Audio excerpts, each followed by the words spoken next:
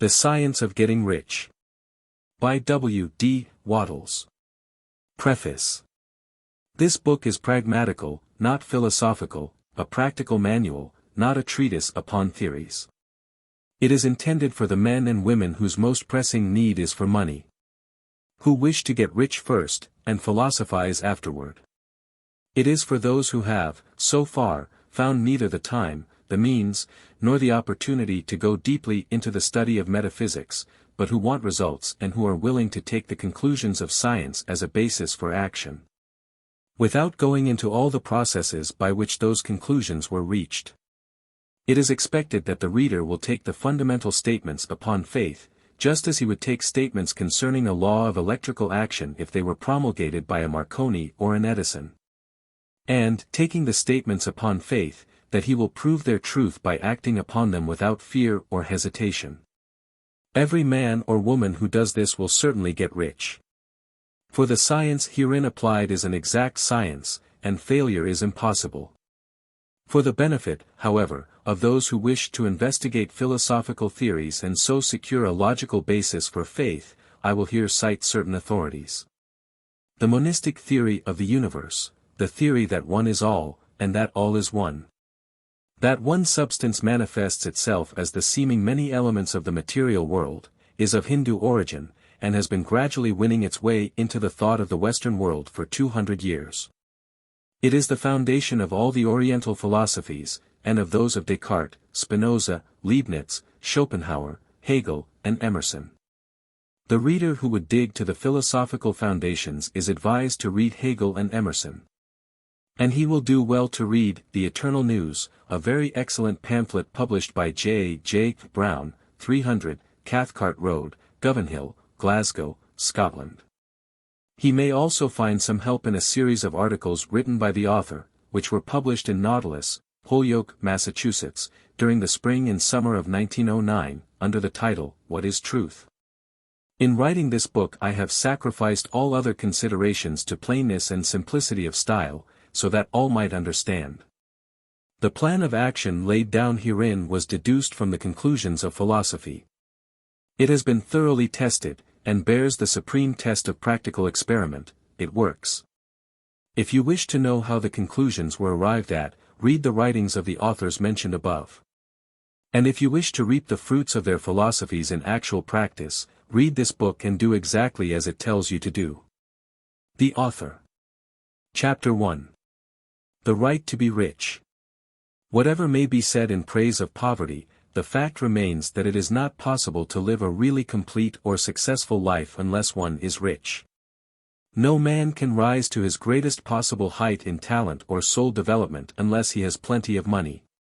For to unfold the soul and to develop talent he must have many things to use, and he cannot have these things unless he has money to buy them with. Man develops in mind, soul, and body by making use of things, and society is so organized that man must have money in order to become the possessor of things. Therefore, the basis of all advancement for man must be the science of getting rich.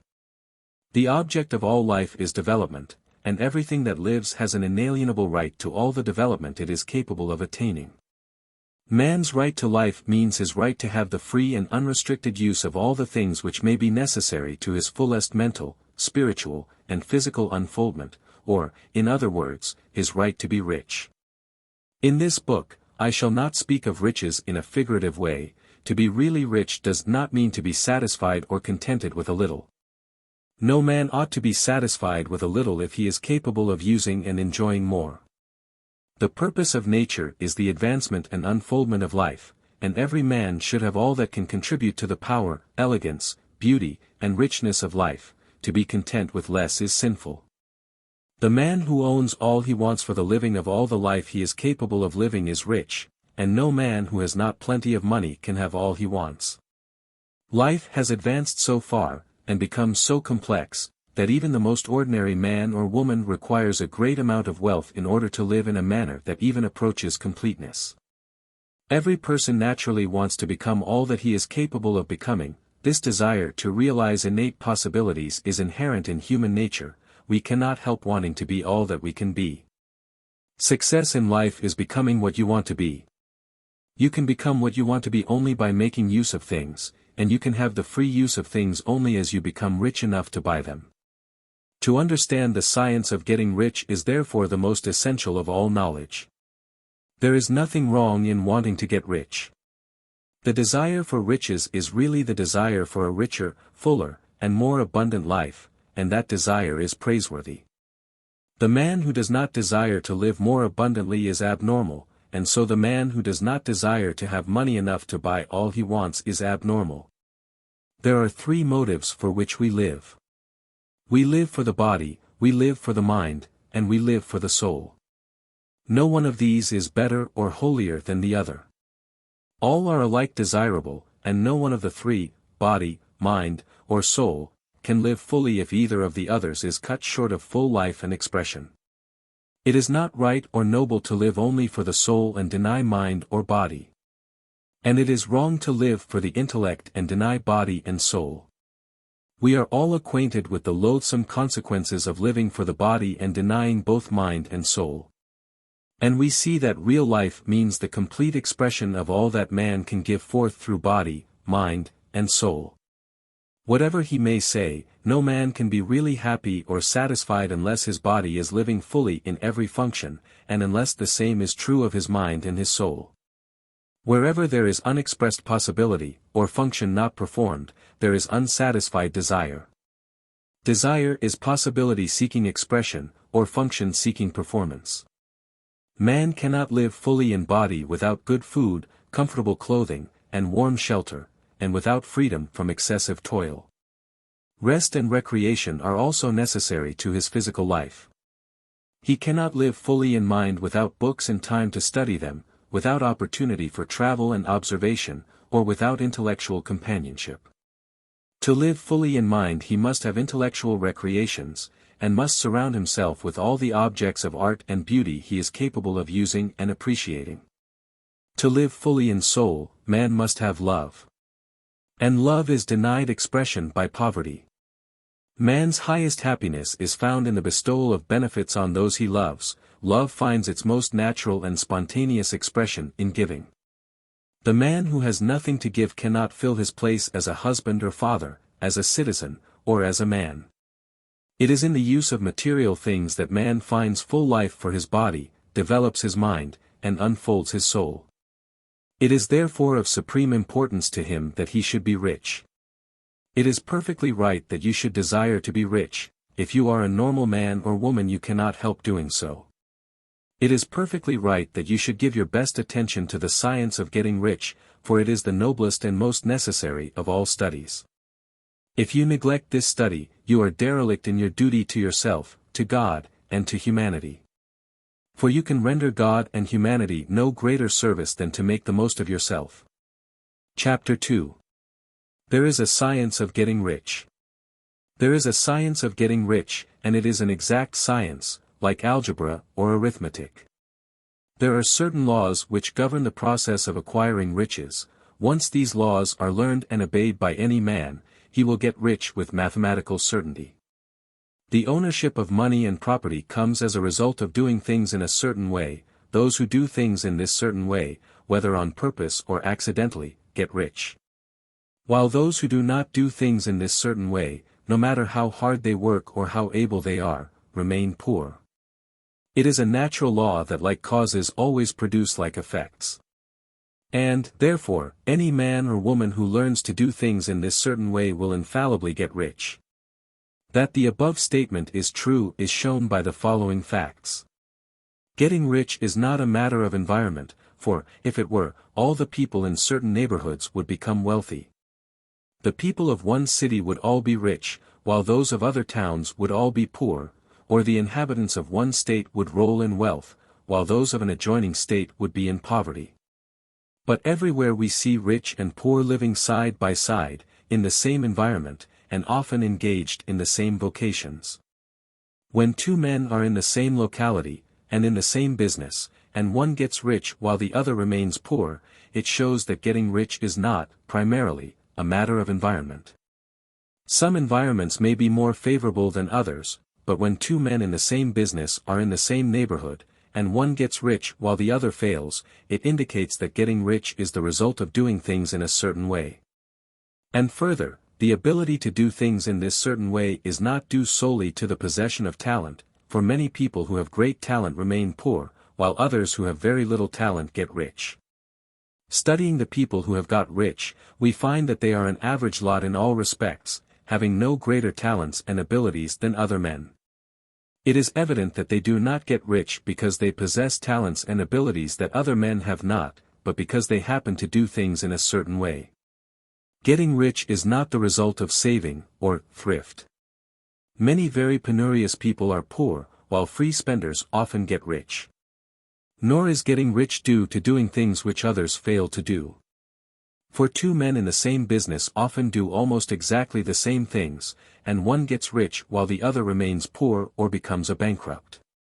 From all these things, we must come to the conclusion that getting rich is the result of doing things in a certain way.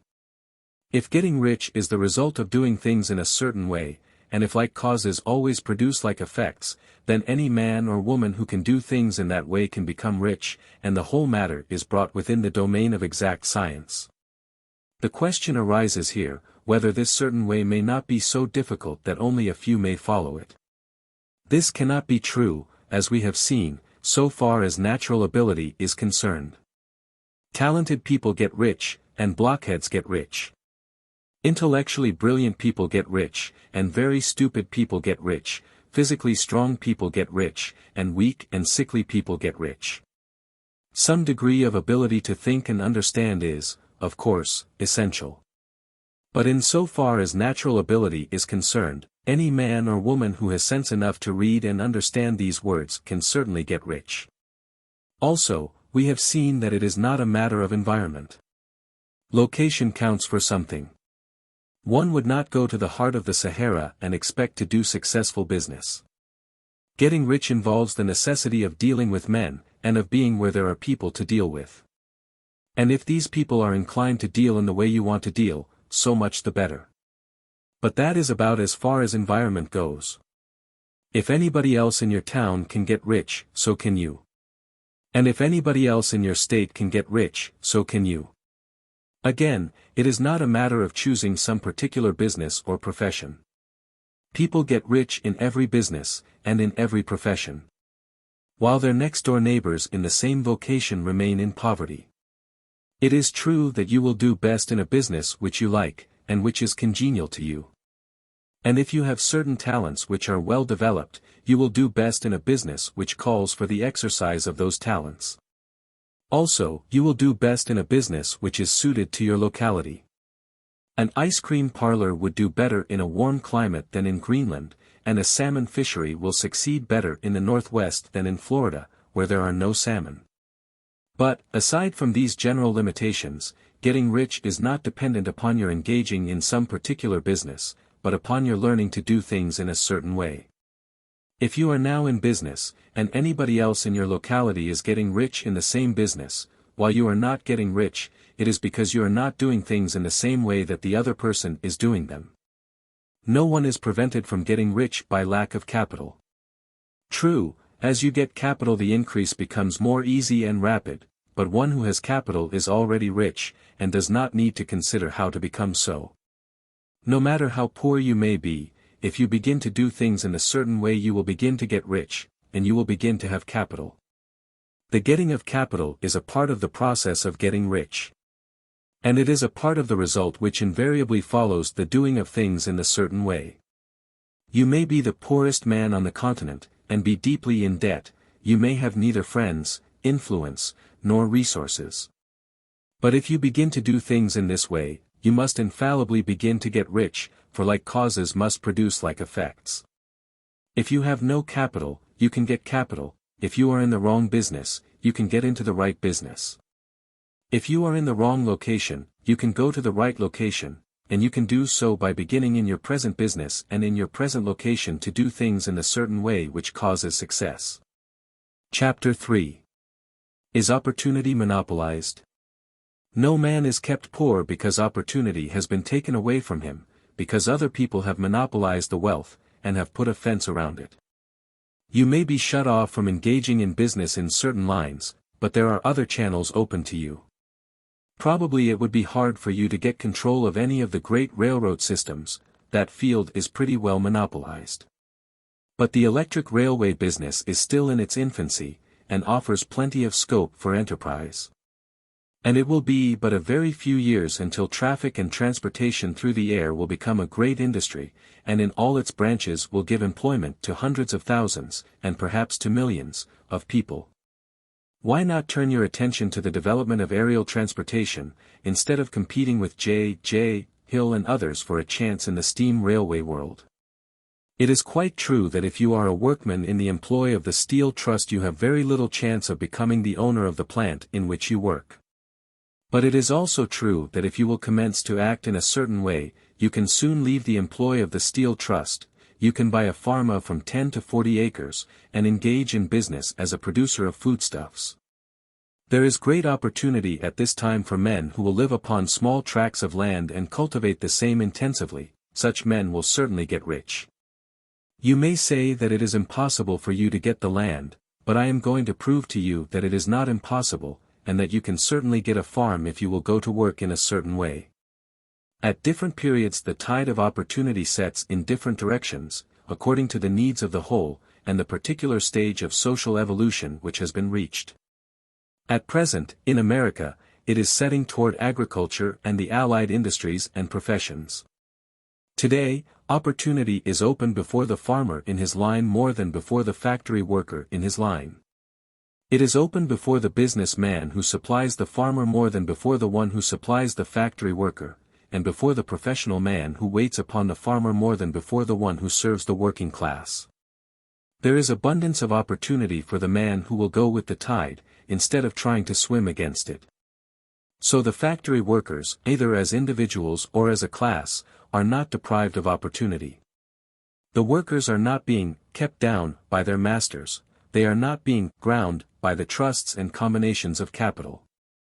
As a class, they are where they are because they do not do things in a certain way. If the workers of America chose to do so, they could follow the example of their brothers in Belgium and other countries, and establish great department stores and cooperative industries.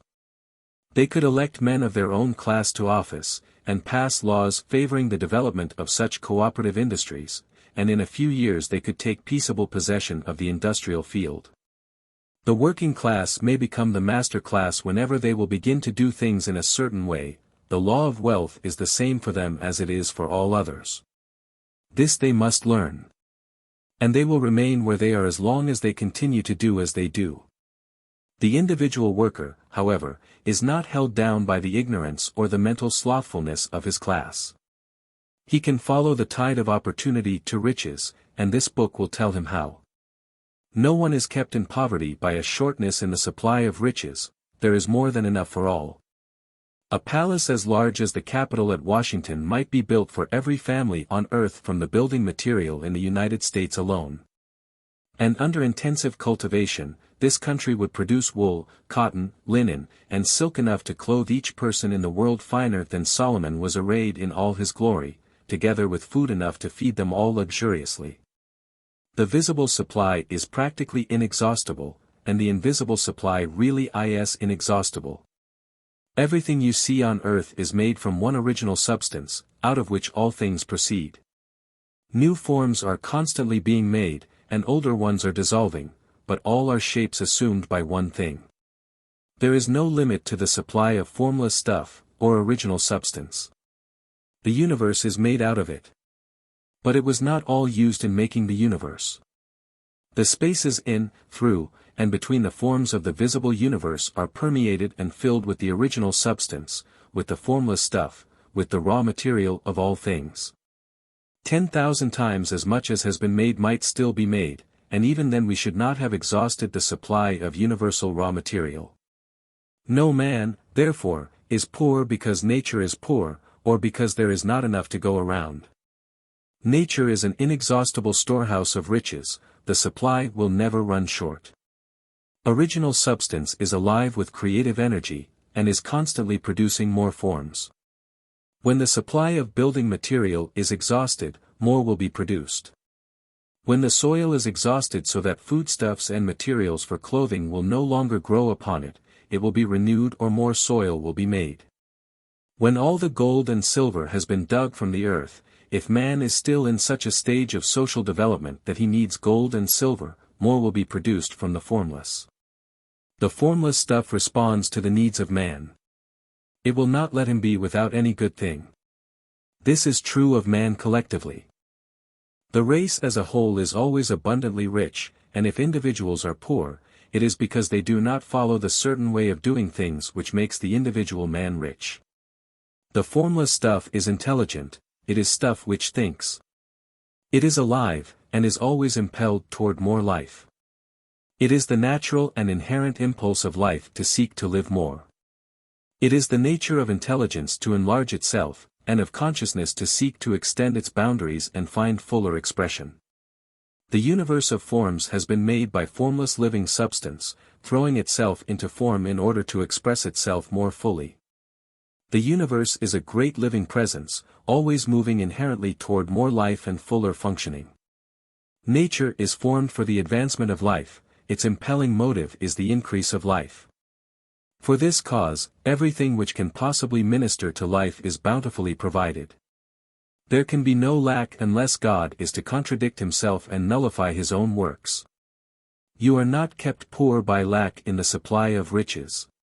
It is a fact which I shall demonstrate a little farther on that even the resources of the formless supply are at the command of the man or woman who will act and think in a certain way. Chapter 4. The first principle in the science of getting rich. Thought is the only power which can produce tangible riches from the formless substance. The stuff from which all things are made is a substance which thinks, and a thought of form in this substance produces the form. Original substance moves according to its thoughts. Every form and process you see in nature is the visible expression of a thought in original substance. As the formless stuff thinks of a form, it takes that form, as it thinks of a motion, it makes that motion. That is the way all things were created. We live in a thought world, which is part of a thought universe. The thought of a moving universe extended throughout formless substance, and the thinking stuff moving according to that thought, took the form of systems of planets, and maintains that form. Thinking substance takes the form of its thought, and moves according to the thought. Holding the idea of a circling system of suns and worlds, it takes the form of these bodies, and moves them as it thinks. Thinking the form of a slow-growing oak tree, it moves accordingly, and produces the tree, though centuries may be required to do the work. In creating, the formless seems to move according to the lines of motion it has established. The thought of an oak tree does not cause the instant formation of a full-grown tree, but it does start in motion the forces which will produce the tree, along established lines of growth. Every thought of form, held in thinking substance, causes the creation of the form, but always, or at least generally, along lines of growth and action already established. The thought of a house of a certain construction, if it were impressed upon formless substance, might not cause the instant formation of the house. But it would cause the turning of creative energies already working in trade and commerce into such channels as to result in the speedy building of the house. And if there were no existing channels through which the creative energy could work, then the house would be formed directly from primal substance, without waiting for the slow processes of the organic and inorganic world. No thought of form can be impressed upon original substance without causing the creation of the form. Man is a thinking center, and can originate thought. All the forms that man fashions with his hands must first exist in his thought. He cannot shape a thing until he has thought that thing. And so far man has confined his efforts wholly to the work of his hands, he has applied manual labor to the world of forms, seeking to change or modify those already existing. He has never thought of trying to cause the creation of new forms by impressing his thoughts upon formless substance. When man has a thought form, he takes material from the forms of nature, and makes an image of the form which is in his mind. He has, so far, made little or no effort to cooperate with formless intelligence, to work with the Father. He has not dreamed that he can do what he seeth the Father doing. Man reshapes and modifies existing forms by manual labor. He has given no attention to the question whether he may not produce things from formless substance by communicating his thoughts to it. We propose to prove that he may do so, to prove that any man or woman may do so, and to show how. As our first step, we must lay down three fundamental propositions.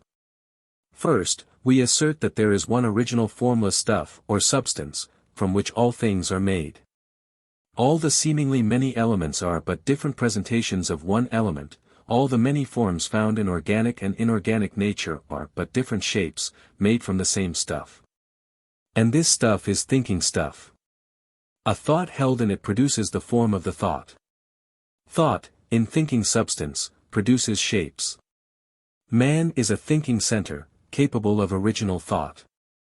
If man can communicate his thought to original thinking substance, he can cause the creation, or formation, of the thing he thinks about.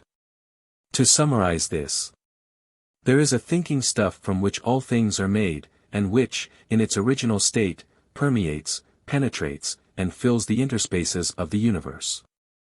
A thought, in this substance, produces the thing that is imaged by the thought. Man can form things in his thought, and, by impressing his thought upon formless substance, can cause the thing he thinks about to be created. It may be asked if I can prove these statements, and without going into details, I answer that I can do so, both by logic and experience. Reasoning back from the phenomena of form and thought, I come to one original thinking substance. And reasoning forward from this thinking substance, I come to man's power to cause the formation of the thing he thinks about. And by experiment, I find the reasoning true, and this is my strongest proof. If one man who reads this book gets rich by doing what it tells him to do, that is evidence in support of my claim. But if every man who does what it tells him to do gets rich, that is positive proof until someone goes through the process and fails. The theory is true until the process fails.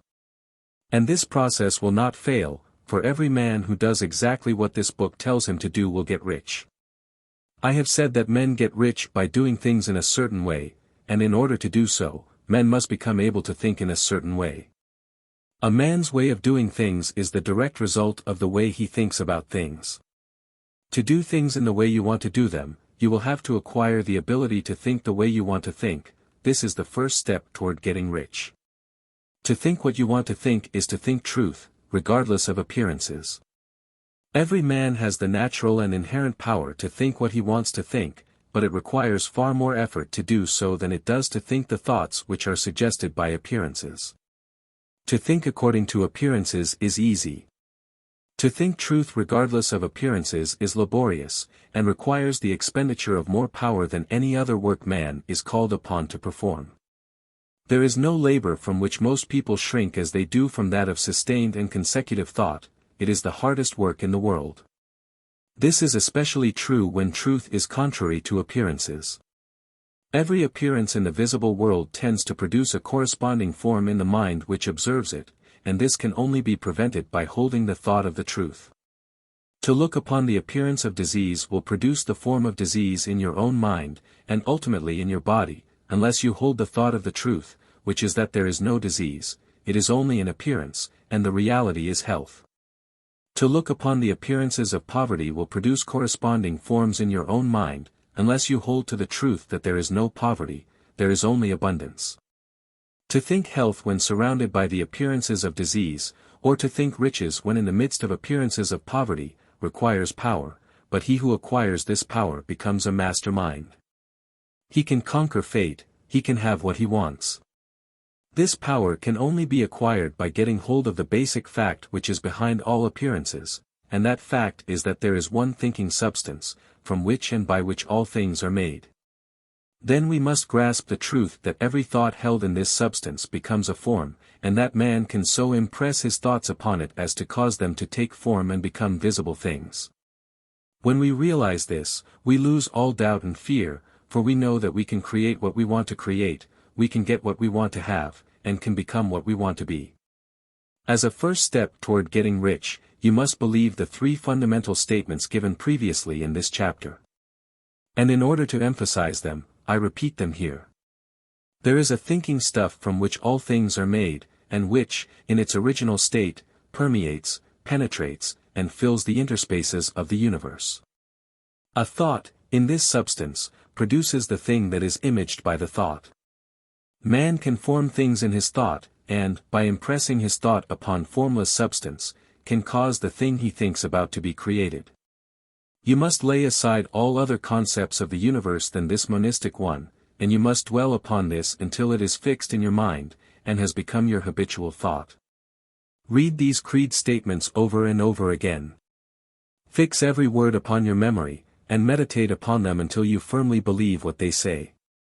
If a doubt comes to you, cast it aside as a sin. Do not listen to arguments against this idea. Do not go to churches or lectures where a contrary concept of things is taught or preached. Do not read magazines or books which teach a different idea. If you get mixed up in your faith, all your efforts will be in vain. Do not ask why these things are true, nor speculate as to how they can be true, simply take them on trust. The science of getting rich begins with the absolute acceptance of this faith.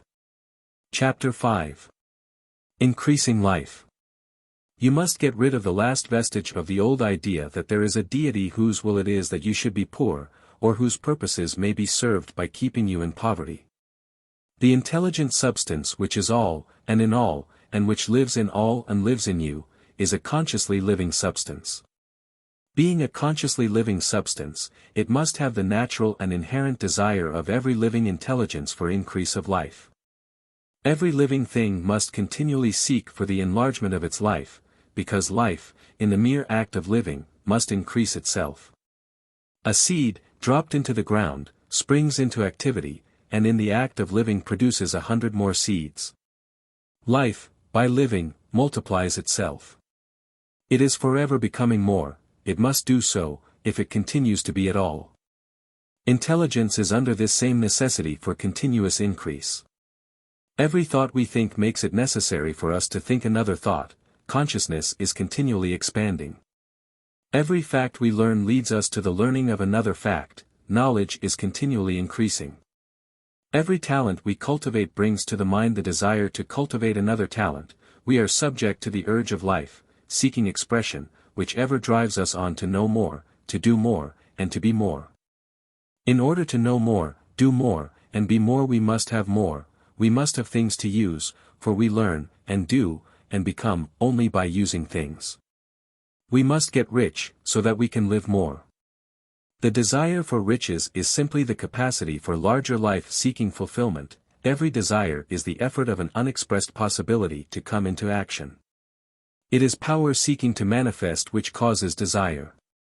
That which makes you want more money is the same as that which makes the plant grow. It is life, seeking fuller expression. The one living substance must be subject to this inherent law of all life. It is permeated with the desire to live more. That is why it is under the necessity of creating things. The one substance desires to live more in you, hence it wants you to have all the things you can use. It is the desire of God that you should get rich. He wants you to get rich because he can express himself better through you if you have plenty of things to use in giving him expression. He can live more in you if you have unlimited command of the means of life. The universe desires you to have everything you want to have. Nature is friendly to your plans. Everything is naturally for you. Make up your mind that this is true. It is essential, however, that your purpose should harmonize with the purpose that is in all. You must want real life, not mere pleasure or sensual gratification. Life is the performance of function. And the individual really lives only when he performs every function, physical, mental, and spiritual, of which he is capable, without excess in any. You do not want to get rich in order to live swinishly, for the gratification of animal desires. That is not life. But the performance of every physical function is a part of life, and no one lives completely who denies the impulses of the body a normal and healthful expression. You do not want to get rich solely to enjoy mental pleasures, to get knowledge, to gratify ambition, to outshine others, to be famous. All these are a legitimate part of life, but the man who lives for the pleasures of the intellect alone will only have a partial life, and he will never be satisfied with his lot. You do not want to get rich solely for the good of others, to lose yourself for the salvation of mankind, to experience the joys of philanthropy and sacrifice. The joys of the soul are only a part of life. And they are no better or nobler than any other part. You want to get rich in order that you may eat, drink, and be merry when it is time to do these things. In order that you may surround yourself with beautiful things, see distant lands, feed your mind, and develop your intellect, in order that you may love men and do kind things, and be able to play a good part in helping the world to find truth. But remember that extreme altruism is no better and no nobler than extreme selfishness, both are mistakes. Get rid of the idea that God wants you to sacrifice yourself for others, and that you can secure His favor by doing so. God requires nothing of the kind. What He wants is that you should make the most of yourself, for yourself, and for others, and you can help others more by making the most of yourself than in any other way. You can make the most of yourself only by getting rich, so it is right and praiseworthy that you should give your first and best thought to the work of acquiring wealth. Remember, however, that the desire of substance is for all, and its movements must be for more life to all. It cannot be made to work for less life to any, because it is equally in all, seeking riches and life. Intelligent substance will make things for you, but it will not take things away from someone else and give them to you. You must get rid of the thought of competition. You are to create, not to compete for what is already created. You do not have to take anything away from anyone. You do not have to drive sharp bargains.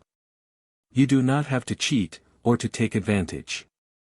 You do not need to let any man work for you for less than he earns. You do not have to covet the property of others, or to look at it with wishful eyes. No man has anything of which you cannot have the like, and that without taking what he has away from him. You are to become a creator, not a competitor. You are going to get what you want, but in such a way that when you get it every other man will have more than he has now. I am aware that there are men who get a vast amount of money by proceeding in direct opposition to the statements in the paragraph above, and may add a word of explanation here. Men of the plutocratic type, who become very rich, do so sometimes purely by their extraordinary ability on the plane of competition. And sometimes they unconsciously relate themselves to substance in its great purposes and movements for the general racial upbuilding through industrial evolution. Rockefeller, Carnegie, Morgan, et al.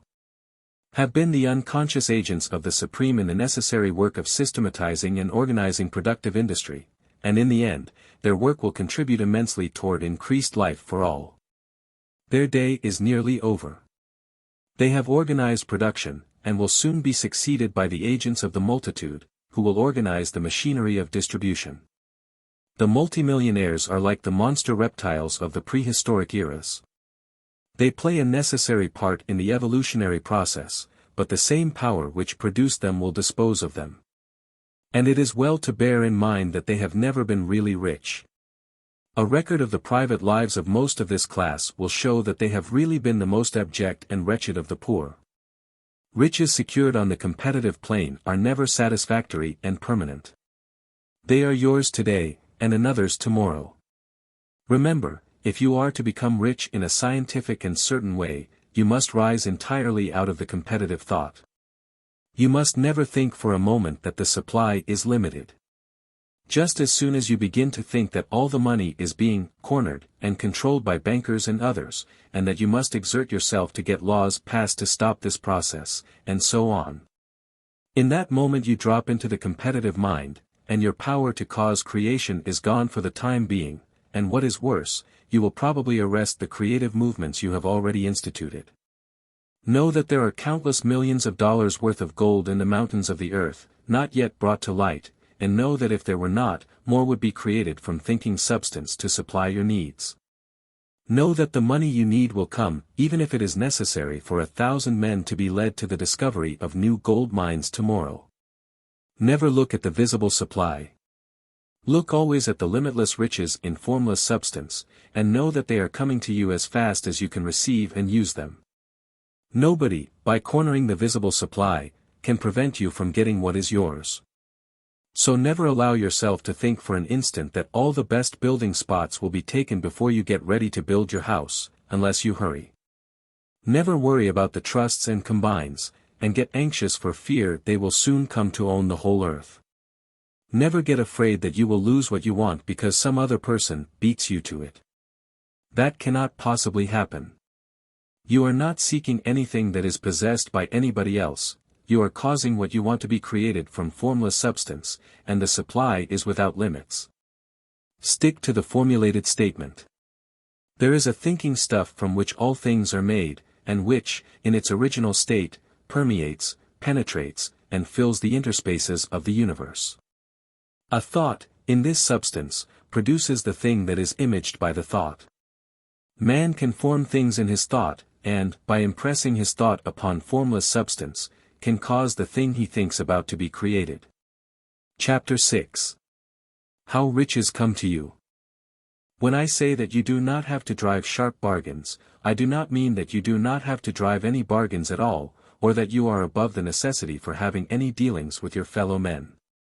I mean that you will not need to deal with them unfairly, you do not have to get something for nothing, but can give to every man more than you take from him.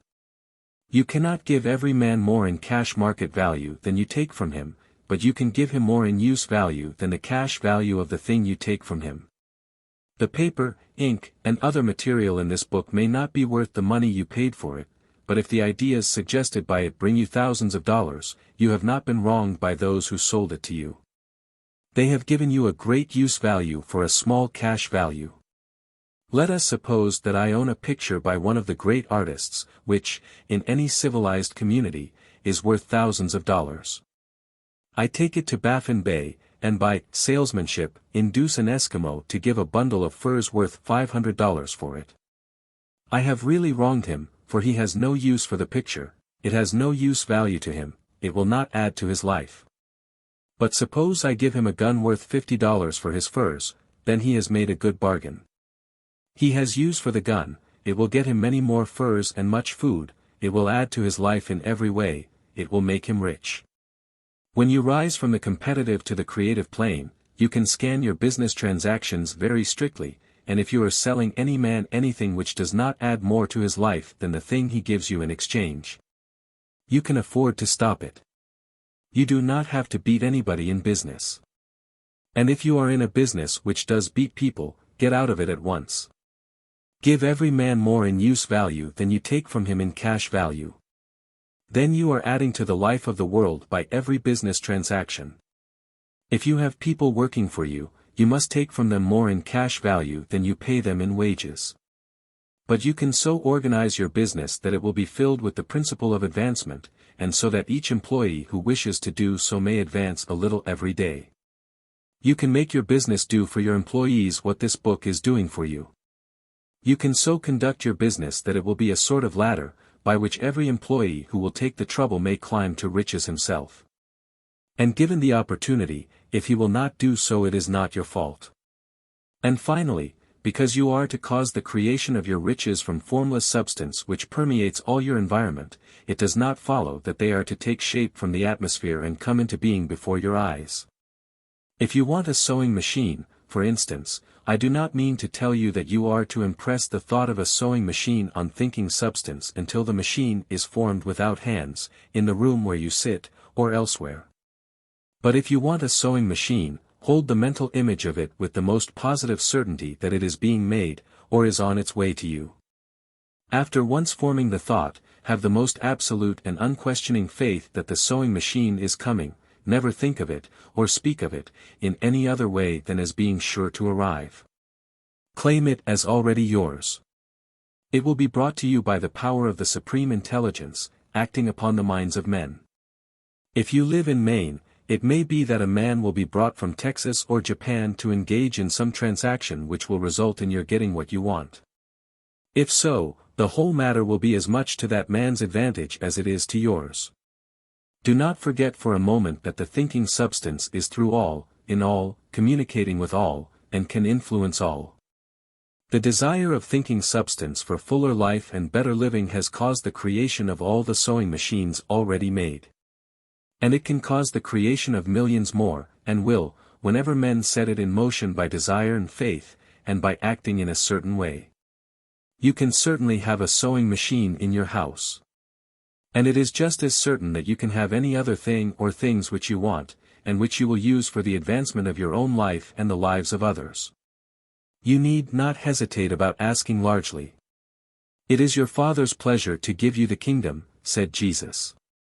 Original substance wants to live all that is possible in you, and wants you to have all that you can or will use for the living of the most abundant life.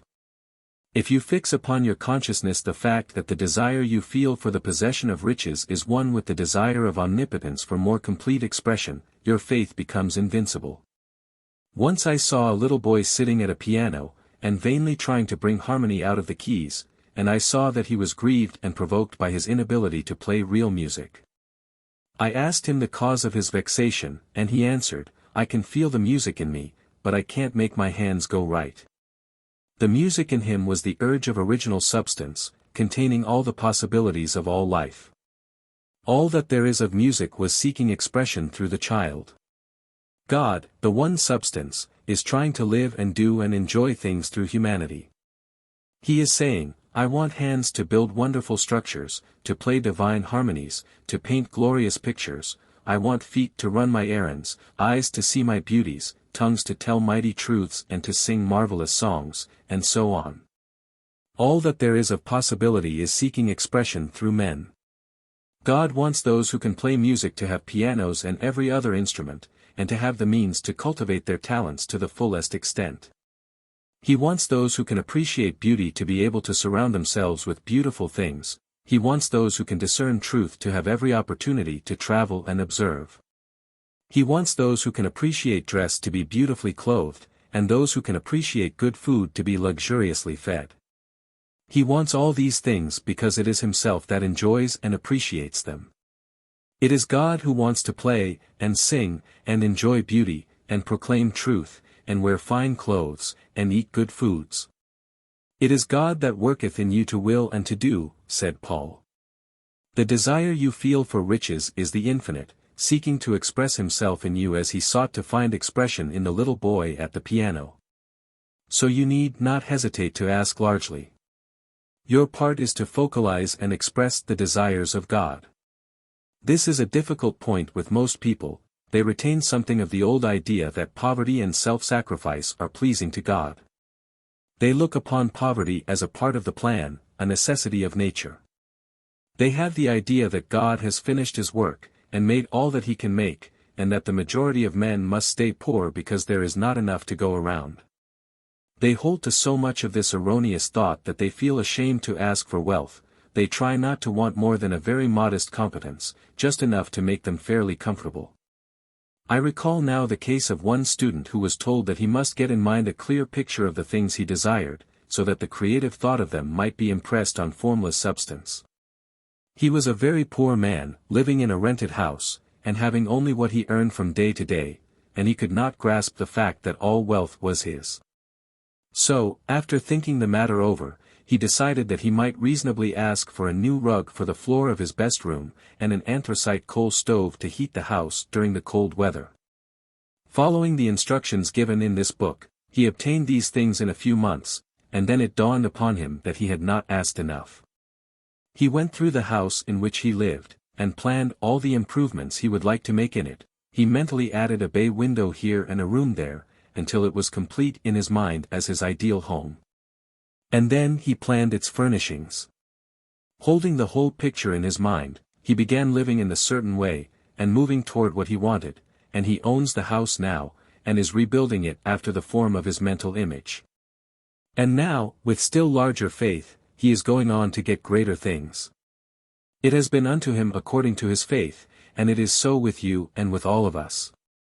Chapter 7. Gratitude.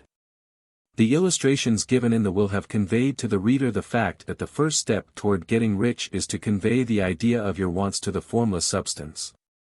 This is true, and you will see that in order to do so it becomes necessary to relate yourself to the formless intelligence in a harmonious way. To secure this harmonious relation is a matter of such primary and vital importance that I shall give some space to its discussion here, and give you instructions which, if you will follow them, will be certain to bring you into perfect unity of mind with God. The whole process of mental adjustment and atonement can be summed up in one word: gratitude. First, you believe that there is one intelligent substance, from which all things proceed. Second, you believe that this substance gives you everything you desire, and third, you relate yourself to it by a feeling of deep and profound gratitude. Many people who order their lives rightly in all other ways are kept in poverty by their lack of gratitude.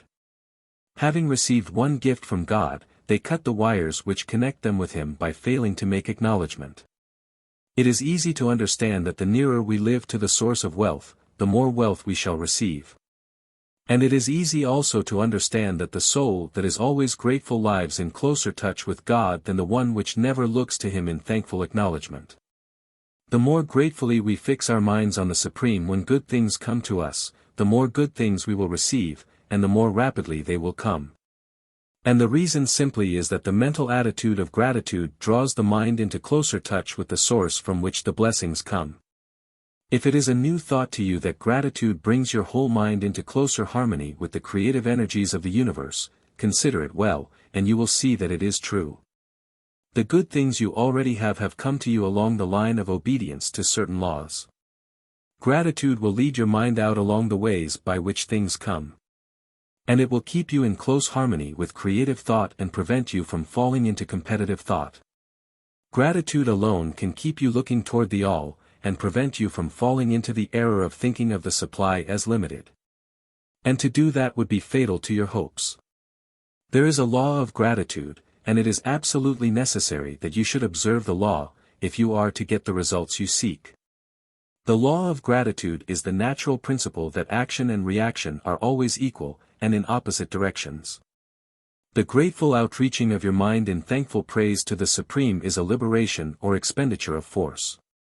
It cannot fail to reach that to which it is addressed, and the reaction is an instantaneous movement toward you. Draw nigh unto God, and He will draw nigh unto you. That is a statement of psychological truth. And if your gratitude is strong and constant, the reaction in formless substance will be strong and continuous, the movement of the things you want will be always toward you. Notice the grateful attitude that Jesus took. How He always seems to be saying, I thank Thee, Father, that Thou hearest me. You cannot exercise much power without gratitude, for it is gratitude that keeps you connected with power. But the value of gratitude does not consist solely in getting you more blessings in the future. Without gratitude you cannot long keep from dissatisfied thought regarding things as they are. The moment you permit your mind to dwell with dissatisfaction upon things as they are, you begin to lose ground. You fix attention upon the common, the ordinary, the poor, and the squalid and mean, and your mind takes the form of these things. Then you will transmit these forms or mental images to the formless, and the common, the poor, the squalid, and mean will come to you. To permit your mind to dwell upon the inferior is to become inferior and to surround yourself with inferior things. On the other hand, to fix your attention on the best is to surround yourself with the best, and to become the best. The creative power within us makes us into the image of that to which we give our attention. We are thinking substance, and thinking substance always takes the form of that which it thinks about. The grateful mind is constantly fixed upon the best, therefore it tends to become the best, it takes the form or character of the best, and will receive the best. Also, faith is born of gratitude. The grateful mind continually expects good things, and expectation becomes faith. The reaction of gratitude upon one's own mind produces faith, and every outgoing wave of grateful thanksgiving increases faith. He who has no feeling of gratitude cannot long retain a living faith, and without a living faith you cannot get rich by the creative method, as we shall see in the following chapters. It is necessary, then, to cultivate the habit of being grateful for every good thing that comes to you, and to give thanks continuously. And because all things have contributed to your advancement, you should include all things in your gratitude. Do not waste time thinking or talking about the shortcomings or wrong actions of plutocrats or trust magnates. Their organization of the world has made your opportunity, all you get really comes to you because of them. Do not rage against corrupt politicians, if it were not for politicians we should fall into anarchy, and your opportunity would be greatly lessened. God has worked a long time and very patiently to bring us up to where we are in industry and government, and He is going right on with His work. There is not the least doubt that He will do away with plutocrats, trust magnates, captains of industry, and politicians as soon as they can be spared, but in the meantime, behold, they are all very good. Remember that they are all helping to arrange the lines of transmission along which your riches will come to you, and be grateful to them all. This will bring you into harmonious relations with the good in everything, and the good in everything will move toward you. Chapter 8. Thinking in the Certain Way. Turn back to Chapter 6. And you will get a fair idea of the initial step toward getting rich. You must form a clear and definite mental picture of what you want. You cannot transmit an idea unless you have it yourself. You must have it before you can give it. And many people fail to impress thinking substance because they have themselves only a vague and misty concept of the things they want to do, to have, or to become. It is not enough that you should have a general desire for wealth to do good with. Everybody has that desire. It is not enough that you should have a wish to travel, see things, live more, etc. Everybody has those desires also. If you were going to send a wireless message to a friend, you would not send the letters of the alphabet in their order, and let him construct the message for himself, nor would you take words at random from the dictionary. You would send a coherent sentence, one which meant something. When you try to impress your wants upon substance, remember that it must be done by a coherent statement. You must know what you want, and be definite. You can never get rich, or start the creative power into action, by sending out unformed longings and vague desires. Go over your desires just as the man I have described went over his house. See just what you want, and get a clear mental picture of it as you wish it to look when you get it. That clear mental picture you must have continually in mind, as the sailor has in mind the port toward which he is sailing the ship. You must keep your face toward it all the time. You must no more lose sight of it than the steersman loses sight of the compass. It is not necessary to take exercises in concentration, nor to set apart special times for prayer and affirmation, nor to go into the silence, nor to do occult stunts of any kind. These things are well enough, but all you need is to know what you want, and to want it badly enough so that it will stay in your thoughts. Spend as much of your leisure time as you can in contemplating your picture, but no one needs to take exercises to concentrate his mind on a thing which he really wants. It is the things you do not really care about which require effort to fix your attention upon them. And unless you really want to get rich, so that the desire is strong enough to hold your thoughts directed to the purpose as the magnetic pole holds the needle of the compass, it will hardly be worth while for you to try to carry out the instructions given in this book. The methods herein set forth are for people whose desire for riches is strong enough to overcome mental laziness and the love of ease, and make them work. The more clear and definite you make your picture, then, and the more you dwell upon it, bringing out all its delightful details, the stronger your desire will be. And the stronger your desire, the easier it will be to hold your mind fixed upon the picture of what you want.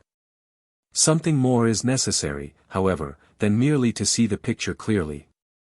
If that is all you do, you are only a dreamer, and will have little or no power for accomplishment. Behind your clear vision must be the purpose to realize it, to bring it out in tangible expression. And behind this purpose must be an invincible and unwavering faith that the thing is already yours, that it is, at hand, and you have only to take possession of it. Live in the new house, mentally, until it takes form around you physically. In the mental realm, enter at once into full enjoyment of the things you want. Whatsoever things ye ask for when ye pray, believe that ye receive them, and ye shall have them, said Jesus. See the things you want as if they were actually around you all the time, see yourself as owning and using them.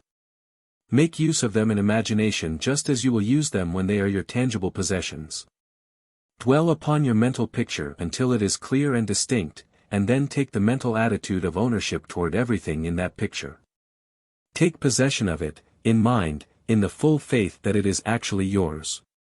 Hold to this mental ownership, do not waver for an instant in the faith that it is real. And remember what was said in about gratitude, be as thankful for it all the time as you expect to be when it has taken form. The man who can sincerely thank God for the things which as yet he owns only in imagination, has real faith.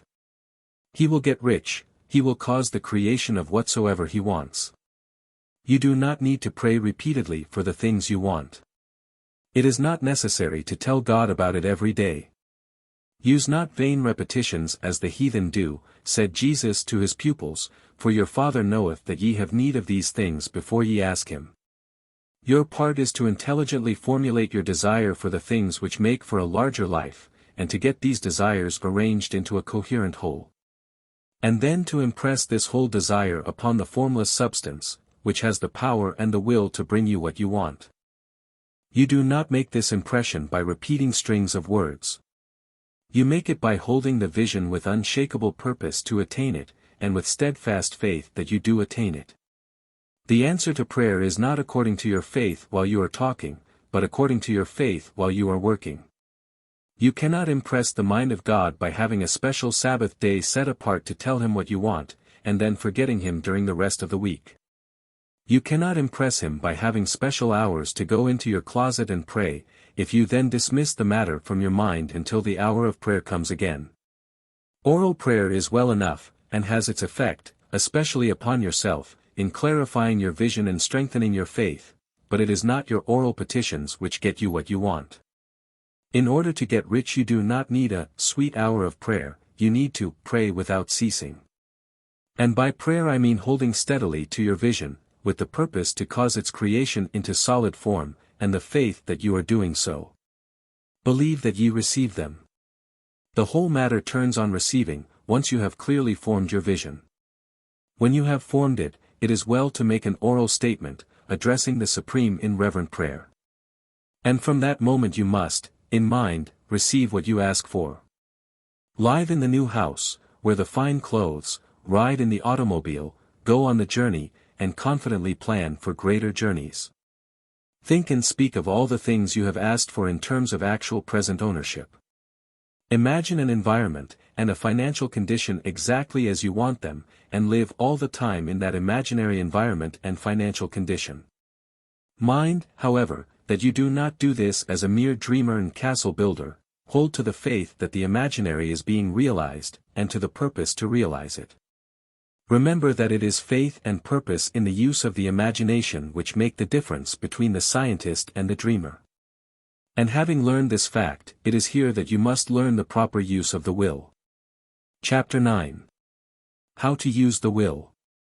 To set about getting rich in a scientific way, you do not try to apply your willpower to anything outside of yourself. You have no right to do so, anyway. It is wrong to apply your will to other men and women, in order to get them to do what you wish done.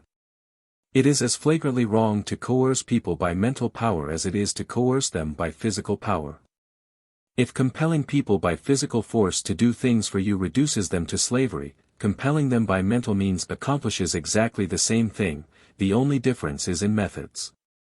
If taking things from people by physical force is robbery, then taking things by mental force is robbery also, there is no difference in principle. You have no right to use your willpower upon another person, even for his own good. For you do not know what is for his good. The science of getting rich does not require you to apply power or force to any other person, in any way whatsoever. There is not the slightest necessity for doing so.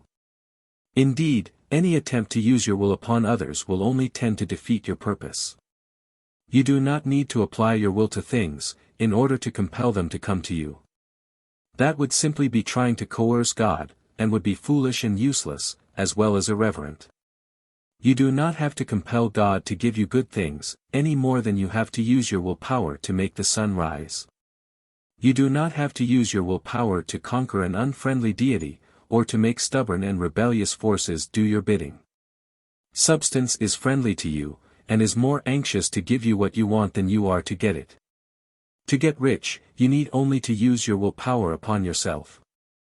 When you know what to think and do, then you must use your will to compel yourself to think and do the right things. That is the legitimate use of the will in getting what you want, to use it in holding yourself to the right course. Use your will to keep yourself thinking and acting in a certain way. Do not try to project your will, or your thoughts, or your mind out into space, to act on things or people.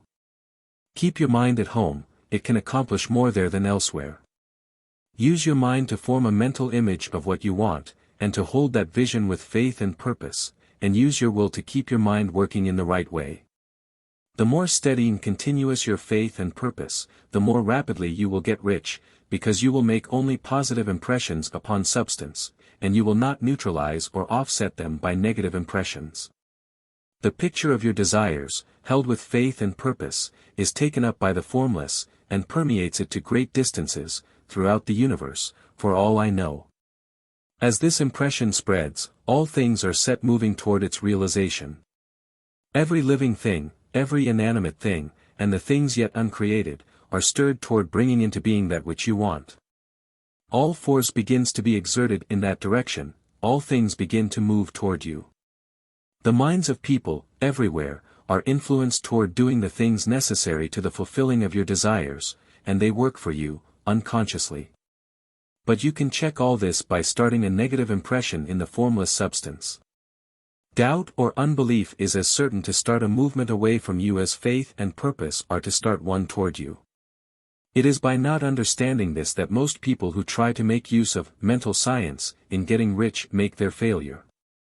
Every hour and moment you spend in giving heed to doubts and fears, every hour you spend in worry, every hour in which your soul is possessed by unbelief, sets a current away from you in the whole domain of intelligent substance. All the promises are unto them that believe, and unto them only. Notice how insistent Jesus was upon this point of belief, and now you know the reason why. Since belief is all important, it behooves you to guard your thoughts. And as your beliefs will be shaped to a very great extent by the things you observe and think about, it is important that you should command your attention. And here the will comes into use. For it is by your will that you determine upon what things your attention shall be fixed. If you want to become rich, you must not make a study of poverty. Things are not brought into being by thinking about their opposites. Health is never to be attained by studying disease and thinking about disease, righteousness is not to be promoted by studying sin and thinking about sin, and no one ever got rich by studying poverty and thinking about poverty. Medicine as a science of disease has increased disease, religion as a science of sin has promoted sin, and economics as a study of poverty will fill the world with wretchedness and want. Do not talk about poverty. Do not investigate it, or concern yourself with it. Never mind what its causes are, you have nothing to do with them. What concerns you is the cure. Do not spend your time in charitable work, or charity movements. All charity only tends to perpetuate the wretchedness it aims to eradicate. I do not say that you should be hard-hearted or unkind, and refuse to hear the cry of need, but you must not try to eradicate poverty in any of the conventional ways. Put poverty behind you, and put all that pertains to it behind you, and make good. Get rich, that is the best way you can help the poor. And you cannot hold the mental image which is to make you rich if you fill your mind with pictures of poverty. Do not read books or papers which give circumstantial accounts of the wretchedness of the tenement dwellers, of the horrors of child labor, and so on. Do not read anything which fills your mind with gloomy images of want and suffering. You cannot help the poor in the least by knowing about these things, and the widespread knowledge of them does not tend at all to do away with poverty. What tends to do away with poverty is not the getting of pictures of poverty into your mind, but getting pictures of wealth into the minds of the poor. You are not deserting the poor in their misery when you refuse to allow your mind to be filled with pictures of that misery. Poverty can be done away with, not by increasing the number of well-to-do people who think about poverty, but by increasing the number of poor people who propose with faith to get rich. The poor do not need charity, they need inspiration. Charity only sends them a loaf of bread to keep them alive in their wretchedness, or gives them an entertainment to make them forget for an hour or two, but inspiration will cause them to rise out of their misery. If you want to help the poor, demonstrate to them that they can become rich, prove it by getting rich yourself. The only way in which poverty will ever be banished from this world is by getting a large and constantly increasing number of people to practice the teachings of this book.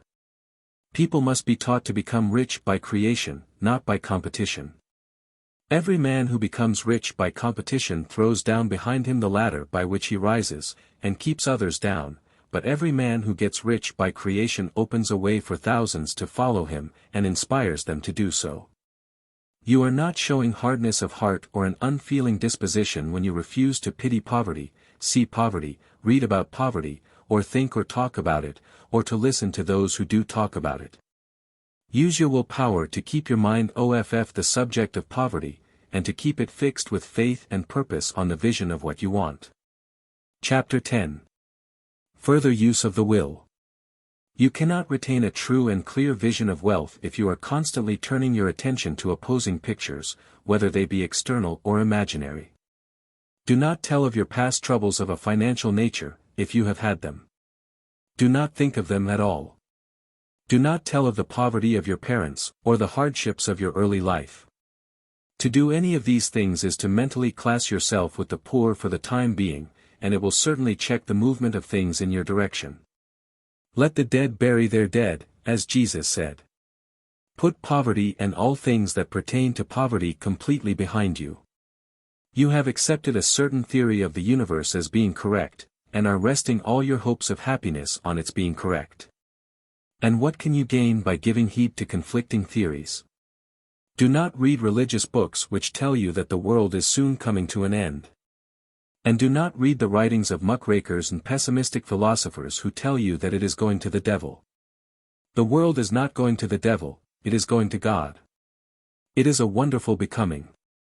True, there may be a good many things in existing conditions which are disagreeable, but what is the use of studying them when they are certainly passing away, and when the study of them only tends to check their passing and keep them with us? Why give time and attention to things which are being removed by evolutionary growth, when you can hasten their removal only by promoting the evolutionary growth as far as your part of it goes? No matter how horrible in seeming may be the conditions in certain countries, sections, or places, you waste your time and destroy your own chances by considering them. You should interest yourself in the world's becoming rich. Think of the riches the world is coming into, instead of the poverty it is growing out of. And bear in mind that the only way in which you can assist the world in growing rich is by growing rich yourself through the creative method, not the competitive one. Give your attention wholly to riches, ignore poverty. Whenever you think or speak of those who are poor, think and speak of them as those who are becoming rich, as those who are to be congratulated rather than pitied. Then they and others will catch the inspiration, and begin to search for the way out. Because I say that you are to give your whole time and mind and thought to riches, it does not follow that you are to be sordid or mean. To become really rich is the noblest aim you can have in life, for it includes everything else. On the competitive plane, the struggle to get rich is a godless scramble for power over other men, but when we come into the creative mind, all this is changed. All that is possible in the way of greatness and soul unfoldment, of service and lofty endeavor, comes by way of getting rich. All is made possible by the use of things. If you lack for physical health, you will find that the attainment of it is conditional on your getting rich. Only those who are emancipated from financial worry, and who have the means to live a carefree existence and follow hygienic practices, can have and retain health. Moral and spiritual greatness is possible only to those who are above the competitive battle for existence, and only those who are becoming rich on the plane of creative thought are free from the degrading influences of competition. If your heart is set on domestic happiness, remember that love flourishes best where there is refinement, a high level of thought, and freedom from corrupting influences. And these are to be found only where riches are attained by the exercise of creative thought, without strife or rivalry. You can aim at nothing so great or noble, I repeat, as to become rich. And you must fix your attention upon your mental picture of riches, to the exclusion of all that may tend to dim or obscure the vision. You must learn to see the underlying truth in all things. You must see beneath all seemingly wrong conditions the great one life ever moving forward toward fuller expression and more complete happiness.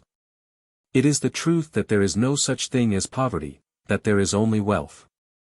Some people remain in poverty because they are ignorant of the fact that there is wealth for them, and these can best be taught by showing them the way to affluence in your own person and practice. Others are poor because, while they feel that there is a way out, they are too intellectually indolent to put forth the mental effort necessary to find that way and travel it. And for these the very best thing you can do is to arouse their desire by showing them the happiness that comes from being rightly rich. Others still are poor because, while they have some notion of science, they have become so swamped and lost in the maze of metaphysical and occult theories that they do not know which road to take. They try a mixture of many systems and fail in all. For these, again, the very best thing to do is to show the right way in your own person and practice. An ounce of doing things is worth a pound of theorizing. The very best thing you can do for the whole world is to make the most of yourself. You can serve God and man in no more effective way than by getting rich, that is, if you get rich by the creative method, and not by the competitive one. Another thing. We assert that this book gives in detail the principles of the science of getting rich, and if that is true, you do not need to read any other book upon the subject. This may sound narrow and egotistical, but consider, there is no more scientific method of computation in mathematics than by addition, subtraction, multiplication, and division. No other method is possible. There can be but one shortest distance between 2 points. There is only one way to think scientifically, and that is to think in the way that leads by the most direct and simple route to the goal. No man has yet formulated a briefer or less complex system than the one set forth herein. It has been stripped of all non-essentials. When you commence on this, lay all others aside, put them out of your mind altogether. Read this book every day. Keep it with you, commit it to memory, and do not think about other systems and theories. If you do, you will begin to have doubts, and to be uncertain and wavering in your thought, and then you will begin to make failures. After you have made good and become rich, you may study other systems as much as you please, but until you are quite sure that you have gained what you want, do not read anything on this line but this book, unless it be. And read only the most optimistic comments on the world's news, those in harmony with your picture. Also, postpone your investigations into the occult. Do not dabble in theosophy, spiritualism, or kindred studies. It is very likely that the dead still live, and are near, but if they are, let them alone, mind your own business. Wherever the spirits of the dead may be, they have their own work to do, and their own problems to solve. And we have no right to interfere with them. We cannot help them, and it is very doubtful whether they can help us, or whether we have any right to trespass upon their time if they can. Let the dead and the hereafter alone, and solve your own problem, get rich. If you begin to mix with the occult, you will start mental cross-currents which will surely bring your hopes to shipwreck. Now, this and the preceding chapters have brought us to the following statement of basic facts. There is a thinking stuff from which all things are made, and which, in its original state, permeates, penetrates, and fills the interspaces of the universe. A thought, in this substance, produces the thing that is imaged by the thought. Man can form things in his thought, and, by impressing his thought upon formless substance, can cause the thing he thinks about to be created. In order to do this, man must pass from the competitive to the creative mind. He must form a clear mental picture of the things he wants, and hold this picture in his thoughts with the fixed purpose to get what he wants, and the unwavering faith that he does get what he wants. Closing his mind against all that may tend to shake his purpose, dim his vision, or quench his faith. And in addition to all this, we shall now see that he must live and act in a certain way. Chapter 11. Acting in a certain way.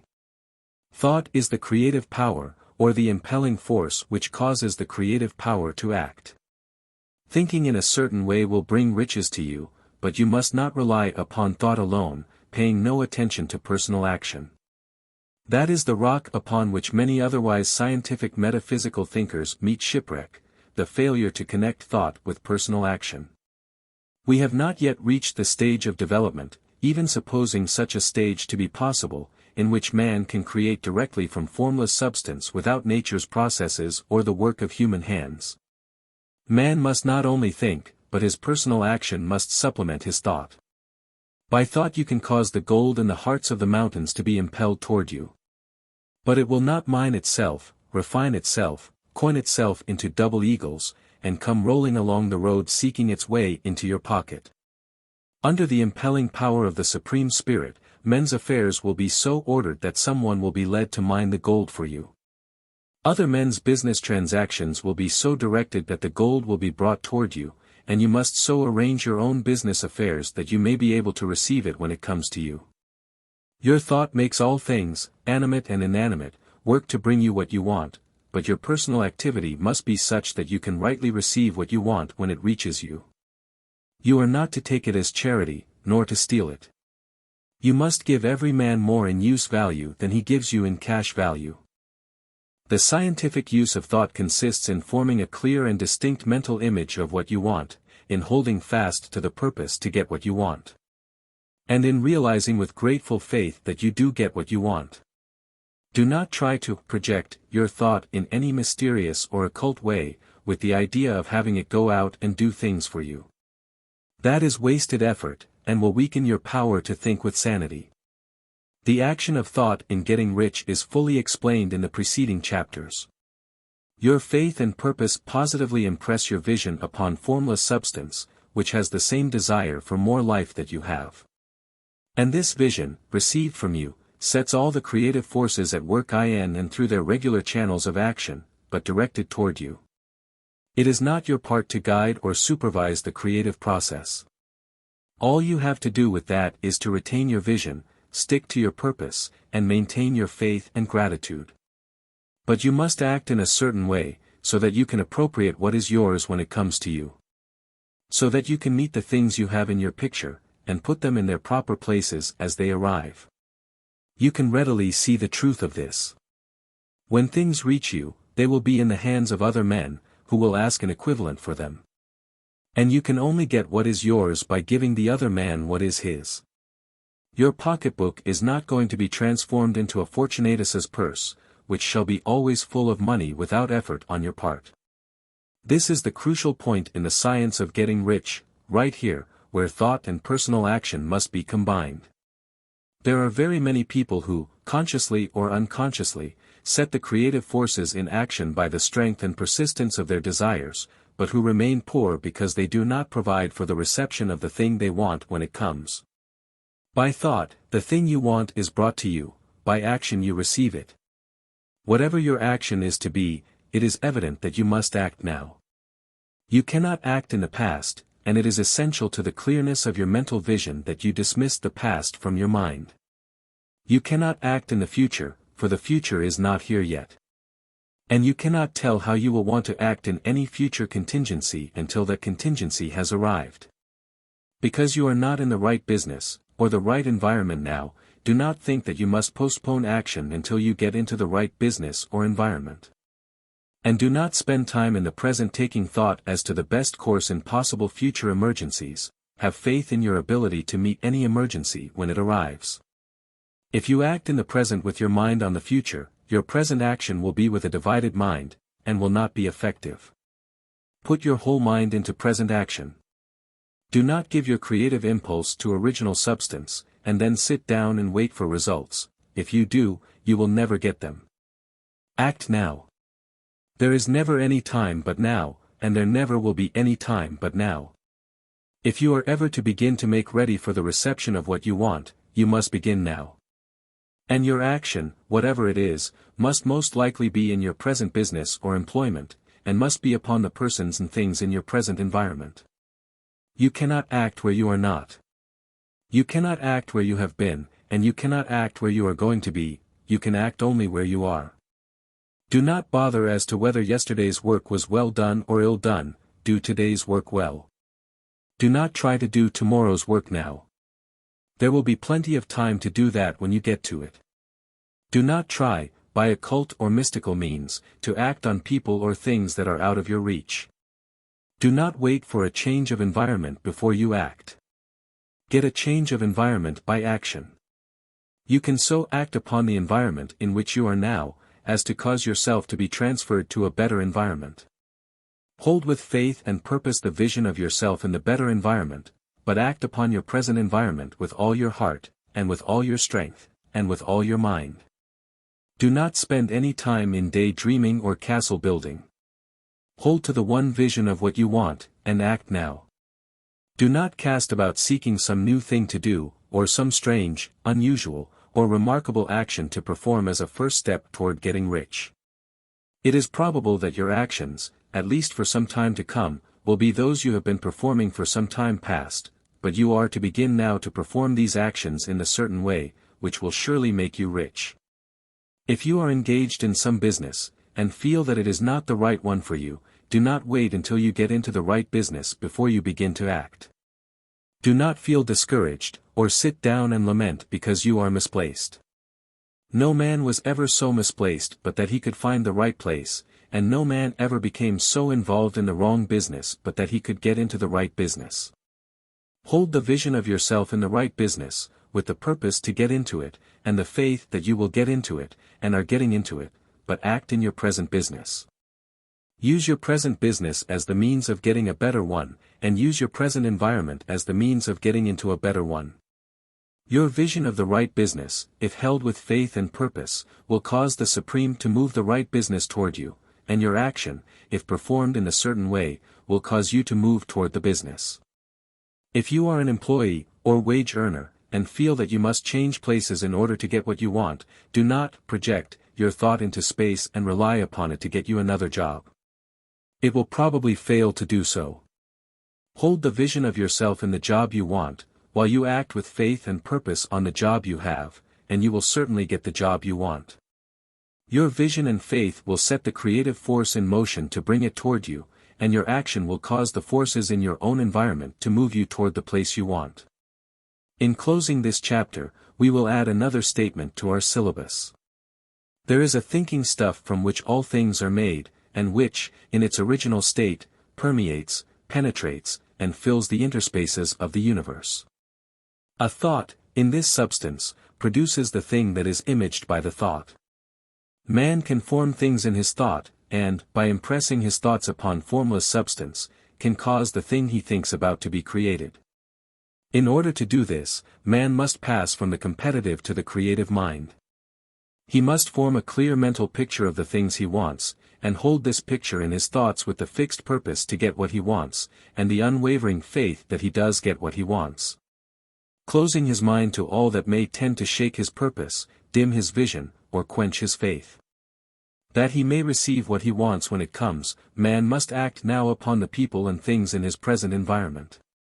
Chapter 12. Efficient Action.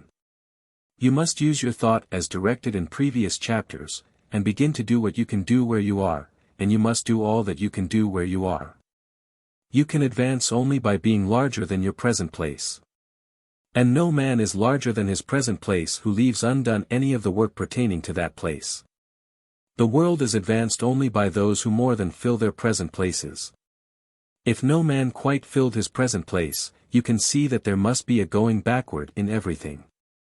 Those who do not quite fill their present places are a dead weight upon society, government, commerce, and industry. They must be carried along by others at a great expense. The progress of the world is retarded only by those who do not fill the places they are holding. They belong to a former age and a lower stage or plane of life, and their tendency is toward degeneration.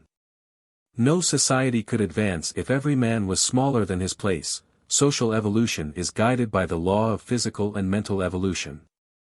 In the animal world, evolution is caused by excess of life. When an organism has more life than can be expressed in the functions of its own plane, it develops the organs of a higher plane, and a new species is originated. There never would have been new species had there not been organisms which more than filled their places. The law is exactly the same for you. Your getting rich depends upon your applying this principle to your own affairs. Every day is either a successful day or a day of failure, and it is the successful days which get you what you want. If every day is a failure, you can never get rich, while if every day is a success, you cannot fail to get rich. If there is something that may be done today, and you do not do it, you have failed in so far as that thing is concerned, and the consequences may be more disastrous than you imagine. You cannot foresee the results of even the most trivial act. You do not know the workings of all the forces that have been set moving in your behalf. Much may be depending on your doing some simple act. It may be the very thing which is to open the door of opportunity to very great possibilities. You can never know all the combinations which Supreme Intelligence is making for you in the world of things and of human affairs. Your neglect or failure to do some small thing may cause a long delay in getting what you want. Do, every day, all that can be done that day. There is, however, a limitation or qualification of the above that you must take into account. You are not to overwork, nor to rush blindly into your business in the effort to do the greatest possible number of things in the shortest possible time. You are not to try to do tomorrow's work today, nor to do a week's work in a day.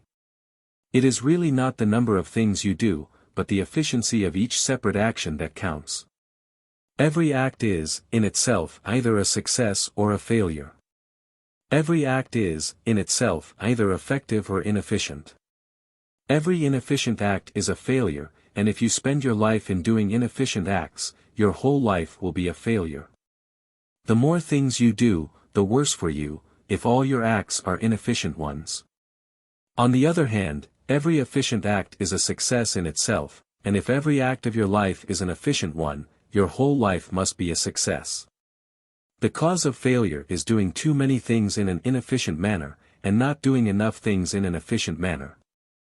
You will see that it is a self-evident proposition that if you do not do any inefficient acts, and if you do a sufficient number of efficient acts, you will become rich. If, now, it is possible for you to make each act an efficient one, you see again that the getting of riches is reduced to an exact science, like mathematics. The matter turns, then, on the question whether you can make each separate act a success in itself. And this you can certainly do.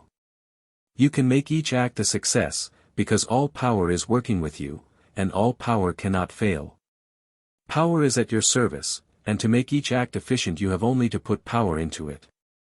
Every action is either strong or weak, and when everyone is strong, you are acting in the certain way which will make you rich.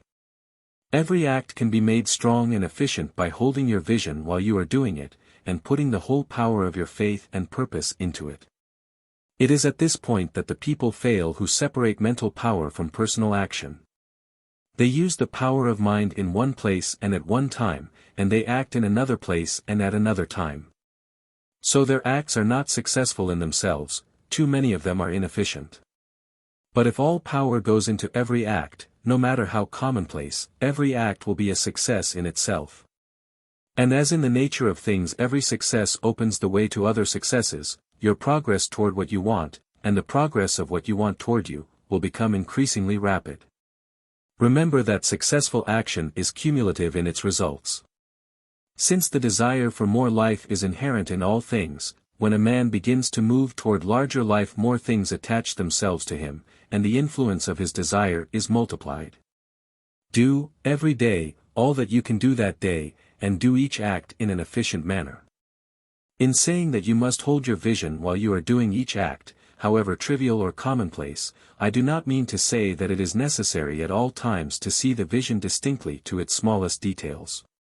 It should be the work of your leisure hours to use your imagination on the details of your vision, and to contemplate them until they are firmly fixed upon your memory. If you wish speedy results, spend practically all your spare time in this practice. By continuous contemplation you will get the picture of what you want, even to the smallest details, so firmly fixed upon your mind, and so completely transferred to the mind of formless substance, that in your working hours you need only to mentally refer to the picture to stimulate your faith and purpose, and cause your best effort to be put forth. Contemplate your picture in your leisure hours until your consciousness is so full of it that you can grasp it instantly. You will become so enthused with its bright promises that the mere thought of it will call forth the strongest energies of your whole being. Let us again repeat our syllabus, and by slightly changing the closing statements bring it to the point we have now reached. There is a thinking stuff from which all things are made, and which, in its original state, permeates, penetrates, and fills the interspaces of the universe. A thought, in this substance, produces the thing that is imaged by the thought. Man can form things in his thought, and, by impressing his thought upon formless substance, can cause the thing he thinks about to be created. In order to do this, man must pass from the competitive to the creative mind. He must form a clear mental picture of the things he wants, and do, with faith and purpose, all that can be done each day, doing each separate thing in an efficient manner. Chapter 13. Getting into the right business. Success, in any particular business, depends for one thing upon your possessing in a well-developed state the faculties required in that business.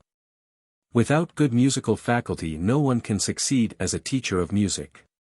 Without well-developed mechanical faculties no one can achieve great success in any of the mechanical trades. Without tact and the commercial faculties no one can succeed in mercantile pursuits.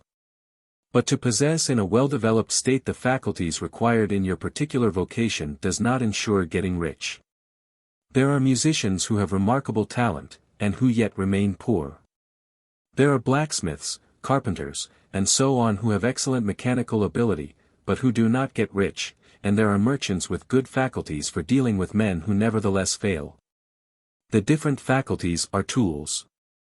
It is essential to have good tools, but it is also essential that the tools should be used in the right way.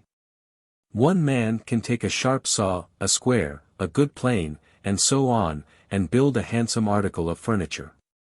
Another man can take the same tools and set to work to duplicate the article, but his production will be a botch. He does not know how to use good tools in a successful way. The various faculties of your mind are the tools with which you must do the work which is to make you rich. It will be easier for you to succeed if you get into a business for which you are well equipped with mental tools. Generally speaking, you will do best in that business which will use your strongest faculties, the one for which you are naturally best fitted. But there are limitations to this statement, also. No man should regard his vocation as being irrevocably fixed by the tendencies with which he was born. You can get rich in any business, for if you have not the right talent for it you can develop that talent. It merely means that you will have to make your tools as you go along, instead of confining yourself to the use of those with which you were born. It will be easier for you to succeed in a vocation for which you already have the talents in a well-developed state. But you can succeed in any vocation, for you can develop any rudimentary talent, and there is no talent of which you have not at least the rudiment. You will get rich most easily in point of effort, if you do that for which you are best fitted. But you will get rich most satisfactorily if you do that which you want to do. Doing what you want to do is life. And there is no real satisfaction in living if we are compelled to be forever doing something which we do not like to do, and can never do what we want to do. And it is certain that you can do what you want to do. The desire to do it is proof that you have within you the power which can do it. Desire is a manifestation of power. The desire to play music is the power which can play music seeking expression and development. The desire to invent mechanical devices is the mechanical talent seeking expression and development. Where there is no power, either developed or undeveloped, to do a thing, there is never any desire to do that thing. And where there is strong desire to do a thing, it is certain proof that the power to do it is strong, and only requires to be developed and applied in the right way.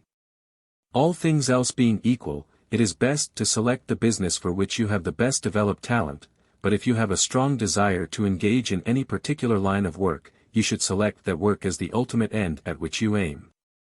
You can do what you want to do, and it is your right and privilege to follow the business or avocation which will be most congenial and pleasant. You are not obliged to do what you do not like to do, and should not do it except as a means to bring you to the doing of the thing you want to do. If there are past mistakes whose consequences have placed you in an undesirable business or environment, you may be obliged for some time to do what you do not like to do. But you can make the doing of it pleasant by knowing that it is making it possible for you to come to the doing of what you want to do. If you feel that you are not in the right vocation, do not act too hastily in trying to get into another one. The best way, generally, to change business or environment is by growth. Do not be afraid to make a sudden and radical change if the opportunity is presented, and you feel after careful consideration that it is the right opportunity. But never take sudden or radical action when you are in doubt as to the wisdom of doing so. There is never any hurry on the creative plane, and there is no lack of opportunity. When you get out of the competitive mind, you will understand that you never need to act hastily. No one else is going to beat you to the thing you want to do, there is enough for all. If one place is taken, another and a better one will be opened for you a little farther on, there is plenty of time. When you are in doubt, wait. Fall back on the contemplation of your vision, and increase your faith and purpose. And by all means, in times of doubt and indecision, cultivate gratitude. A day or two spent in contemplating the vision of what you want, and in earnest thanksgiving that you are getting it, will bring your mind into such close relationship with the Supreme that you will make no mistake when you do act.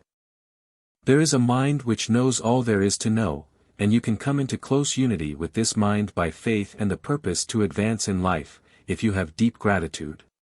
Mistakes come from acting hastily, or from acting in fear or doubt, or in forgetfulness of the right motive, which is more life to all, and less to none. As you go on in a certain way, opportunities will come to you in increasing number. And you will need to be very steady in your faith and purpose, and to keep in close touch with the All-Mind by reverent gratitude. Do all that you can do in a perfect manner every day, but do it without haste, worry, or fear. Go as fast as you can, but never hurry. Remember that in the moment you begin to hurry you cease to be a creator and become a competitor, you drop back upon the old plane again. Whenever you find yourself hurrying, call a halt. Fix your attention on the mental image of the thing you want, and begin to give thanks that you are getting it. The exercise of gratitude will never fail to strengthen your faith and renew your purpose. Chapter 14. The Impression of Increase. Whether you change your vocation or not, your actions for the present must be those pertaining to the business in which you are now engaged.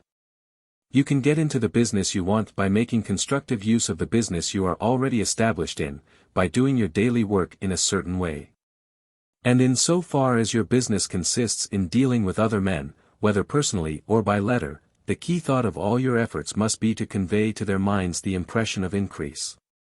Increase is what all men and all women are seeking. It is the urge of the formless intelligence within them, seeking fuller expression.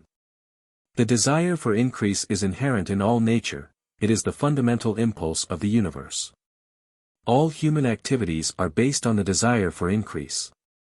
People are seeking more food, more clothes, better shelter, more luxury, more beauty, more knowledge, more pleasure, increase in something, more life. Every living thing is under this necessity for continuous advancement.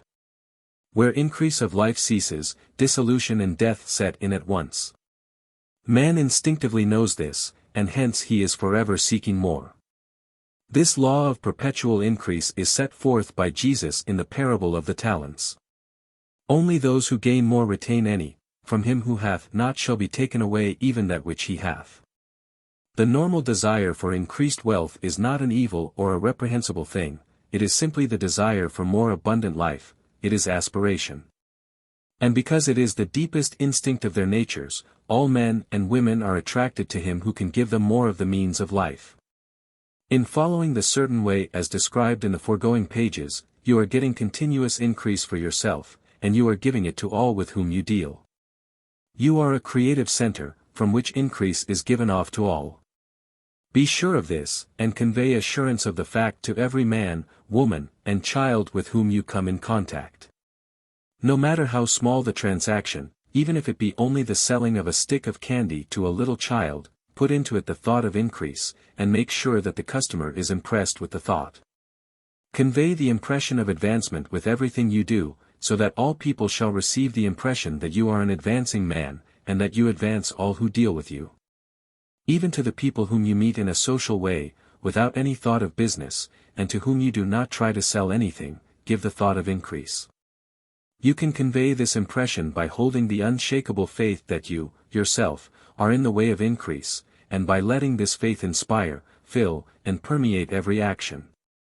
Do everything that you do in the firm conviction that you are an advancing personality, and that you are giving advancement to everybody. Feel that you are getting rich, and that in so doing you are making others rich, and conferring benefits on all.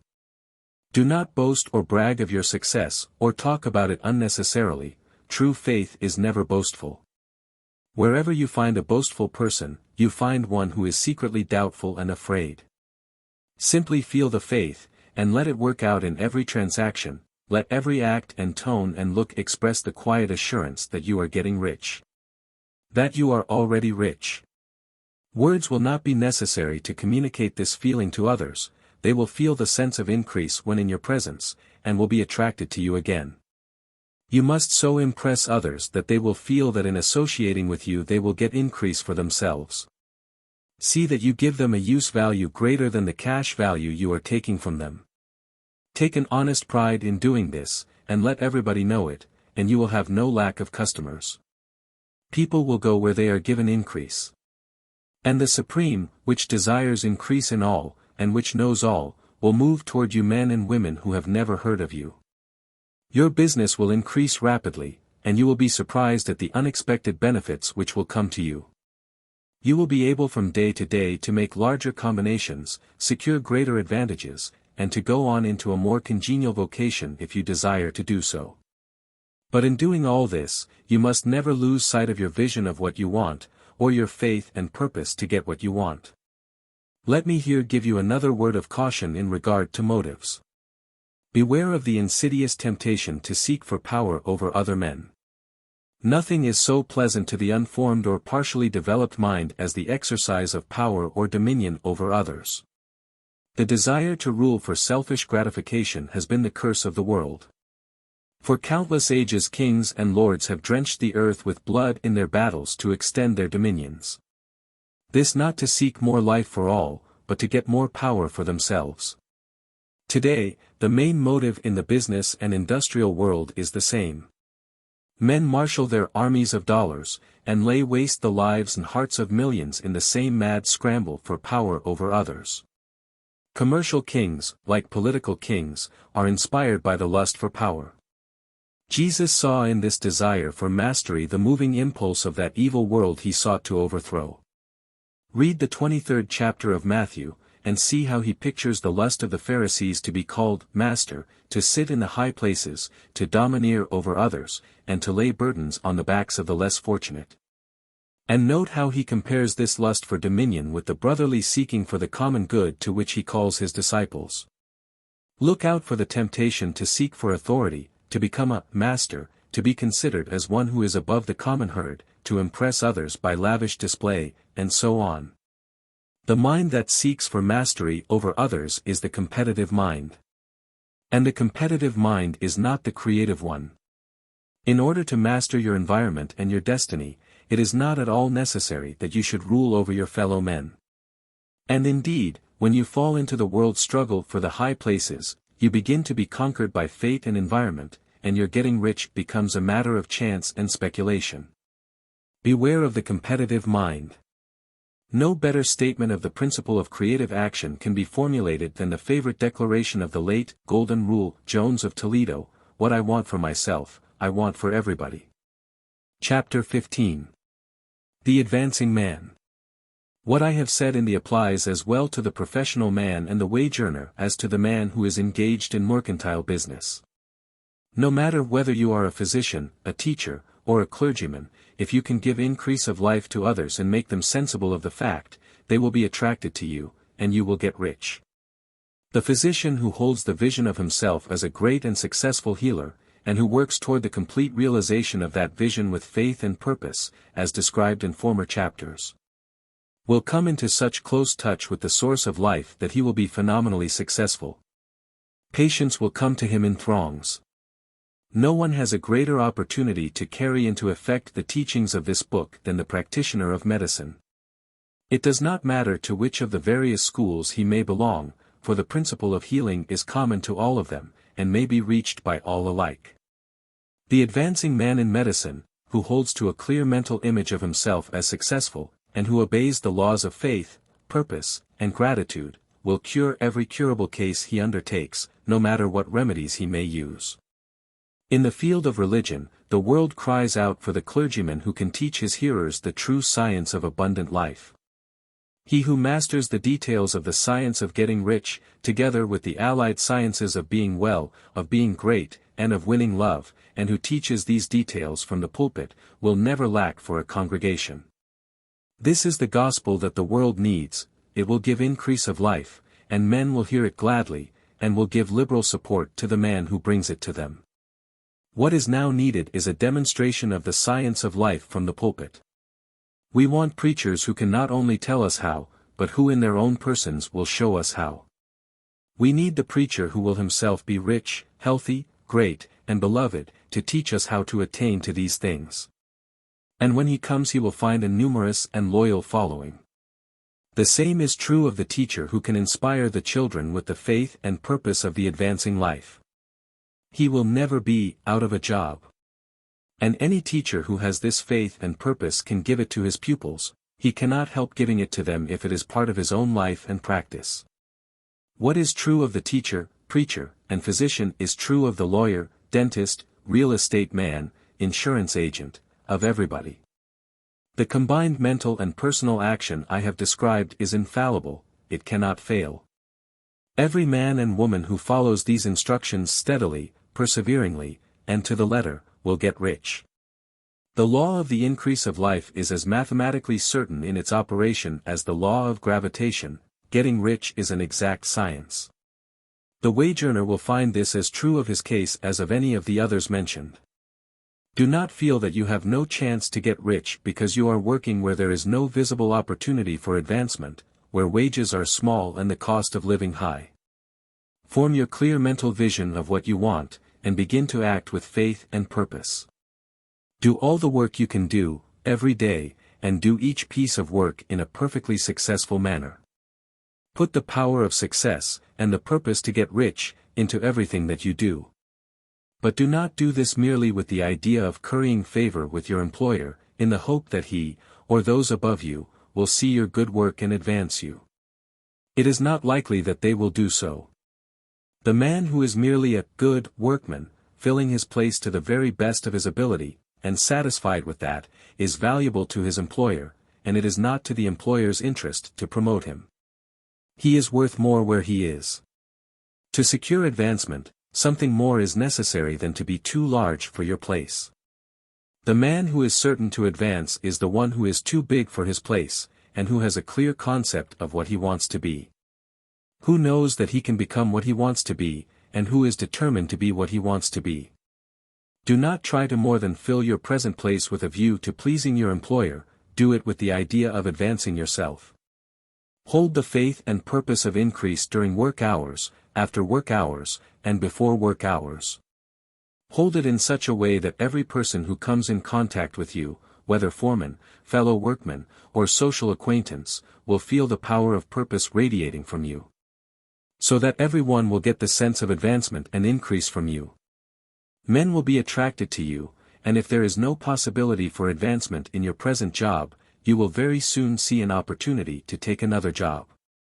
There is a power which never fails to present opportunity to the advancing man who is moving in obedience to law. God cannot help helping you, if you act in a certain way, he must do so in order to help himself. There is nothing in your circumstances or in the industrial situation that can keep you down. If you cannot get rich working for the Steel Trust, you can get rich on a 10-acre farm. And if you begin to move in the certain way, you will certainly escape from the clutches of the Steel Trust and get on to the farm or wherever else you wish to be. If a few thousands of its employees would enter upon the certain way, the Steel Trust would soon be in a bad plight, it would have to give its workingmen more opportunity, or go out of business. Nobody has to work for a trust. The trusts can keep men in so-called hopeless conditions only so long as there are men who are too ignorant to know of the science of getting rich, or too intellectually slothful to practice it. Begin this way of thinking and acting, and your faith and purpose will make you quick to see any opportunity to better your condition. Such opportunities will speedily come, for the Supreme, working in all, and working for you, will bring them before you. Do not wait for an opportunity to be all that you want to be. When an opportunity to be more than you are now is presented and you feel impelled toward it, take it. It will be the first step toward a greater opportunity. There is no such thing possible in this universe as a lack of opportunities for the man who is living the advancing life. It is inherent in the constitution of the cosmos that all things shall be for him and work together for his good. And he must certainly get rich if he acts and thinks in the certain way. So let wage-earning men and women study this book with great care, and enter with confidence upon the course of action it prescribes. It will not fail. Chapter 16. Some cautions, and concluding observations. Many people will scoff at the idea that there is an exact science of getting rich. Holding the impression that the supply of wealth is limited, they will insist that social and governmental institutions must be changed before even any considerable number of people can acquire a competence. But this is not true. It is true that existing governments keep the masses in poverty, but this is because the masses do not think and act in a certain way. If the masses begin to move forward as suggested in this book, neither governments nor industrial systems can check them. All systems must be modified to accommodate the forward movement. If the people have the advancing mind, have the faith that they can become rich, and move forward with the fixed purpose to become rich, nothing can possibly keep them in poverty. Individuals may enter upon the certain way at any time, and under any government, and make themselves rich. And when any considerable number of individuals do so under any government, they will cause the system to be so modified as to open the way for others. The more men who get rich on the competitive plane, the worse for others. The more who get rich on the creative plane, the better for others. The economic salvation of the masses can only be accomplished by getting a large number of people to practice the scientific method set down in this book, and become rich. These will show others the way, and inspire them with a desire for real life, with the faith that it can be attained, and with the purpose to attain it. For the present, however, it is enough to know that neither the government under which you live nor the capitalistic or competitive system of industry can keep you from getting rich. When you enter upon the creative plane of thought, you will rise above all these things and become a citizen of another kingdom. But remember that your thought must be held upon the creative plane. You are never for an instant to be betrayed into regarding the supply as limited, or into acting on the moral level of competition. Whenever you do fall into old ways of thought, correct yourself instantly. For when you are in the competitive mind, you have lost the cooperation of the mind of the whole. Do not spend any time in planning as to how you will meet possible emergencies in the future, except as the necessary policies may affect your actions today. You are concerned with doing today's work in a perfectly successful manner, and not with emergencies which may arise tomorrow. You can attend to them as they come. Do not concern yourself with questions as to how you shall surmount obstacles which may loom upon your business horizon, unless you can see plainly that your course must be altered today in order to avoid them. No matter how tremendous an obstruction may appear at a distance, you will find that if you go on in a certain way it will disappear as you approach it, or that a way over, through, or around it will appear. No possible combination of circumstances can defeat a man or woman who is proceeding to get rich along strictly scientific lines. No man or woman who obeys the law can fail to get rich, any more than one can multiply 2 by 2 and fail to get 4. Give no anxious thought to possible disasters, obstacles, panics, or unfavorable combinations of circumstances. It is time enough to meet such things when they present themselves before you in the immediate present, and you will find that every difficulty carries with it the wherewithal for its overcoming. Guard your speech. Never speak of yourself, your affairs, or of anything else in a discouraged or discouraging way.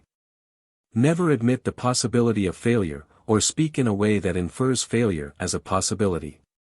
Never speak of the times as being hard, or of business conditions as being doubtful. Times may be hard and business doubtful for those who are on the competitive plane, but they can never be so for you. You can create what you want, and you are above fear. When others are having hard times and poor business, you will find your greatest opportunities. Train yourself to think of and to look upon the world as a something which is becoming, which is growing, and to regard seeming evil as being only that which is undeveloped.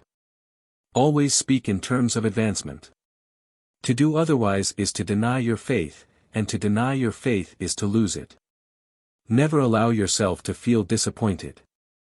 You may expect to have a certain thing at a certain time, and not get it at that time, and this will appear to you like failure. But if you hold to your faith you will find that the failure is only apparent. Go on in the certain way, and if you do not receive that thing, you will receive something so much better that you will see that the seeming failure was really a great success. A student of this science had set his mind on making a certain business combination which seemed to him at the time to be very desirable, and he worked for some weeks to bring it about. When the crucial time came, the thing failed in a perfectly inexplicable way. It was as if some unseen influence had been working secretly against him. He was not disappointed. On the contrary, he thanked God that his desire had been overruled, and went steadily on with a grateful mind. In a few weeks an opportunity so much better came his way that he would not have made the first deal on any account. And he saw that a mind which knew more than he knew had prevented him from losing the greater good by entangling himself with the lesser. That is the way every seeming failure will work out for you, if you keep your faith, hold to your purpose, have gratitude, and do, every day, all that can be done that day, doing each separate act in a successful manner. When you make a failure, it is because you have not asked for enough. Keep on, and a larger thing than you were seeking will certainly come to you. Remember this. You will not fail because you lack the necessary talent to do what you wish to do. If you go on as I have directed, you will develop all the talent that is necessary to the doing of your work. It is not within the scope of this book to deal with the science of cultivating talent. But it is as certain and simple as the process of getting rich. However, do not hesitate or waver for fear that when you come to any certain place you will fail for lack of ability. Keep right on, and when you come to that place, the ability will be furnished to you. The same source of ability which enabled the untaught Lincoln to do the greatest work in government ever accomplished by a single man is open to you. You may draw upon all the mind there is for wisdom to use in meeting the responsibilities which are laid upon you. Go on in full faith.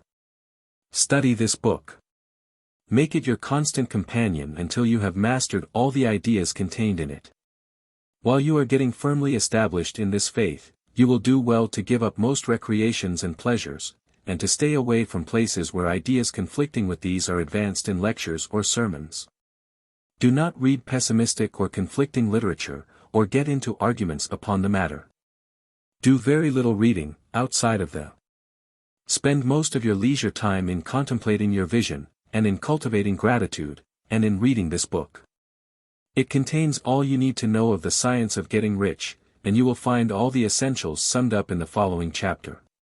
Chapter 17. Summary of the Science of Getting Rich. There is a thinking stuff from which all things are made, and which, in its original state, permeates, penetrates, and fills the interspaces of the universe. A thought in this substance produces the thing that is imaged by the thought. Man can form things in his thought, and by impressing his thought upon formless substance can cause the thing he thinks about to be created. In order to do this, man must pass from the competitive to the creative mind. Otherwise he cannot be in harmony with the formless intelligence, which is always creative and never competitive in spirit. Man may come into full harmony with the formless substance by entertaining a lively and sincere gratitude for the blessings it bestows upon him. Gratitude unifies the mind of man with the intelligence of substance, so that man's thoughts are received by the formless. Man can remain upon the creative plane only by uniting himself with the formless intelligence through a deep and continuous feeling of gratitude. Man must form a clear and definite mental image of the things he wishes to have, to do, or to become. And he must hold this mental image in his thoughts, while being deeply grateful to the Supreme that all his desires are granted to him. The man who wishes to get rich must spend his leisure hours in contemplating his vision, and in earnest thanksgiving that the reality is being given to him. Too much stress cannot be laid on the importance of frequent contemplation of the mental image, coupled with unwavering faith and devout gratitude. This is the process by which the impression is given to the formless, and the creative forces set in motion. The creative energy works through the established channels of natural growth, and of the industrial and social order. All that is included in his mental image will surely be brought to the man who follows the instructions given above, and whose faith does not waver. What he wants will come to him through the ways of established trade and commerce.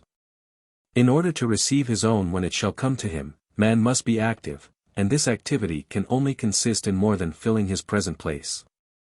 He must keep in mind the purpose to get rich through the realization of his mental image. And he must do, every day, all that can be done that day, taking care to do each act in a successful manner. He must give to every man a use value in excess of the cash value he receives, so that each transaction makes for more life. And he must so hold the advancing thought that the impression of increase will be communicated to all with whom he comes in contact. The men and women who practice the foregoing instructions will certainly get rich. And the riches they receive will be in exact proportion to the definiteness of their vision, the fixity of their purpose, the steadiness of their faith, and the depth of their gratitude. Further aids toward getting rich right. The Nautilus is published monthly for the express purpose of making men and women who can do what they will to do. It abounds in practical ideas and in the bright inspiration that impels you to use the ideas. Use it as first aid. Wallace D. Wattles, who wrote this book, teaches constructive science in every number of the magazine. How to think so as to promote yourself is what you want to know. He teaches it. Elizabeth and William E. Town teach it, too. They are the editors and owners of the Nautilus, and their success is worth knowing about and learning from. And Thomas Dreyer, of the Sheldon School of Salesmanship, writes for Nautilus on business growing. So does Frank Andrews Fall, of the University of New York. And several others. These folks know how. Get in touch with success and successful people through Nautilus. Then there is our success department, where everybody is invited to say his say, and prizes are given for best letters. The Nautilus teaches and inspires health, wealth, and happiness in all departments of life. Don't miss Wallace D. Wattles' great new serial story, As a Grain of Mustard Seed, which will begin in an early number of the magazine. Send $1.00 for a year's subscription to the Nautilus, with a copy of Making the Man Who Can, and Marital Unrest, a New Remedy, both by Wallace D. Wattles. Or, send 10 cents for a 3-month trial and a copy of Marital Unrest. Do you want more books on how to succeed?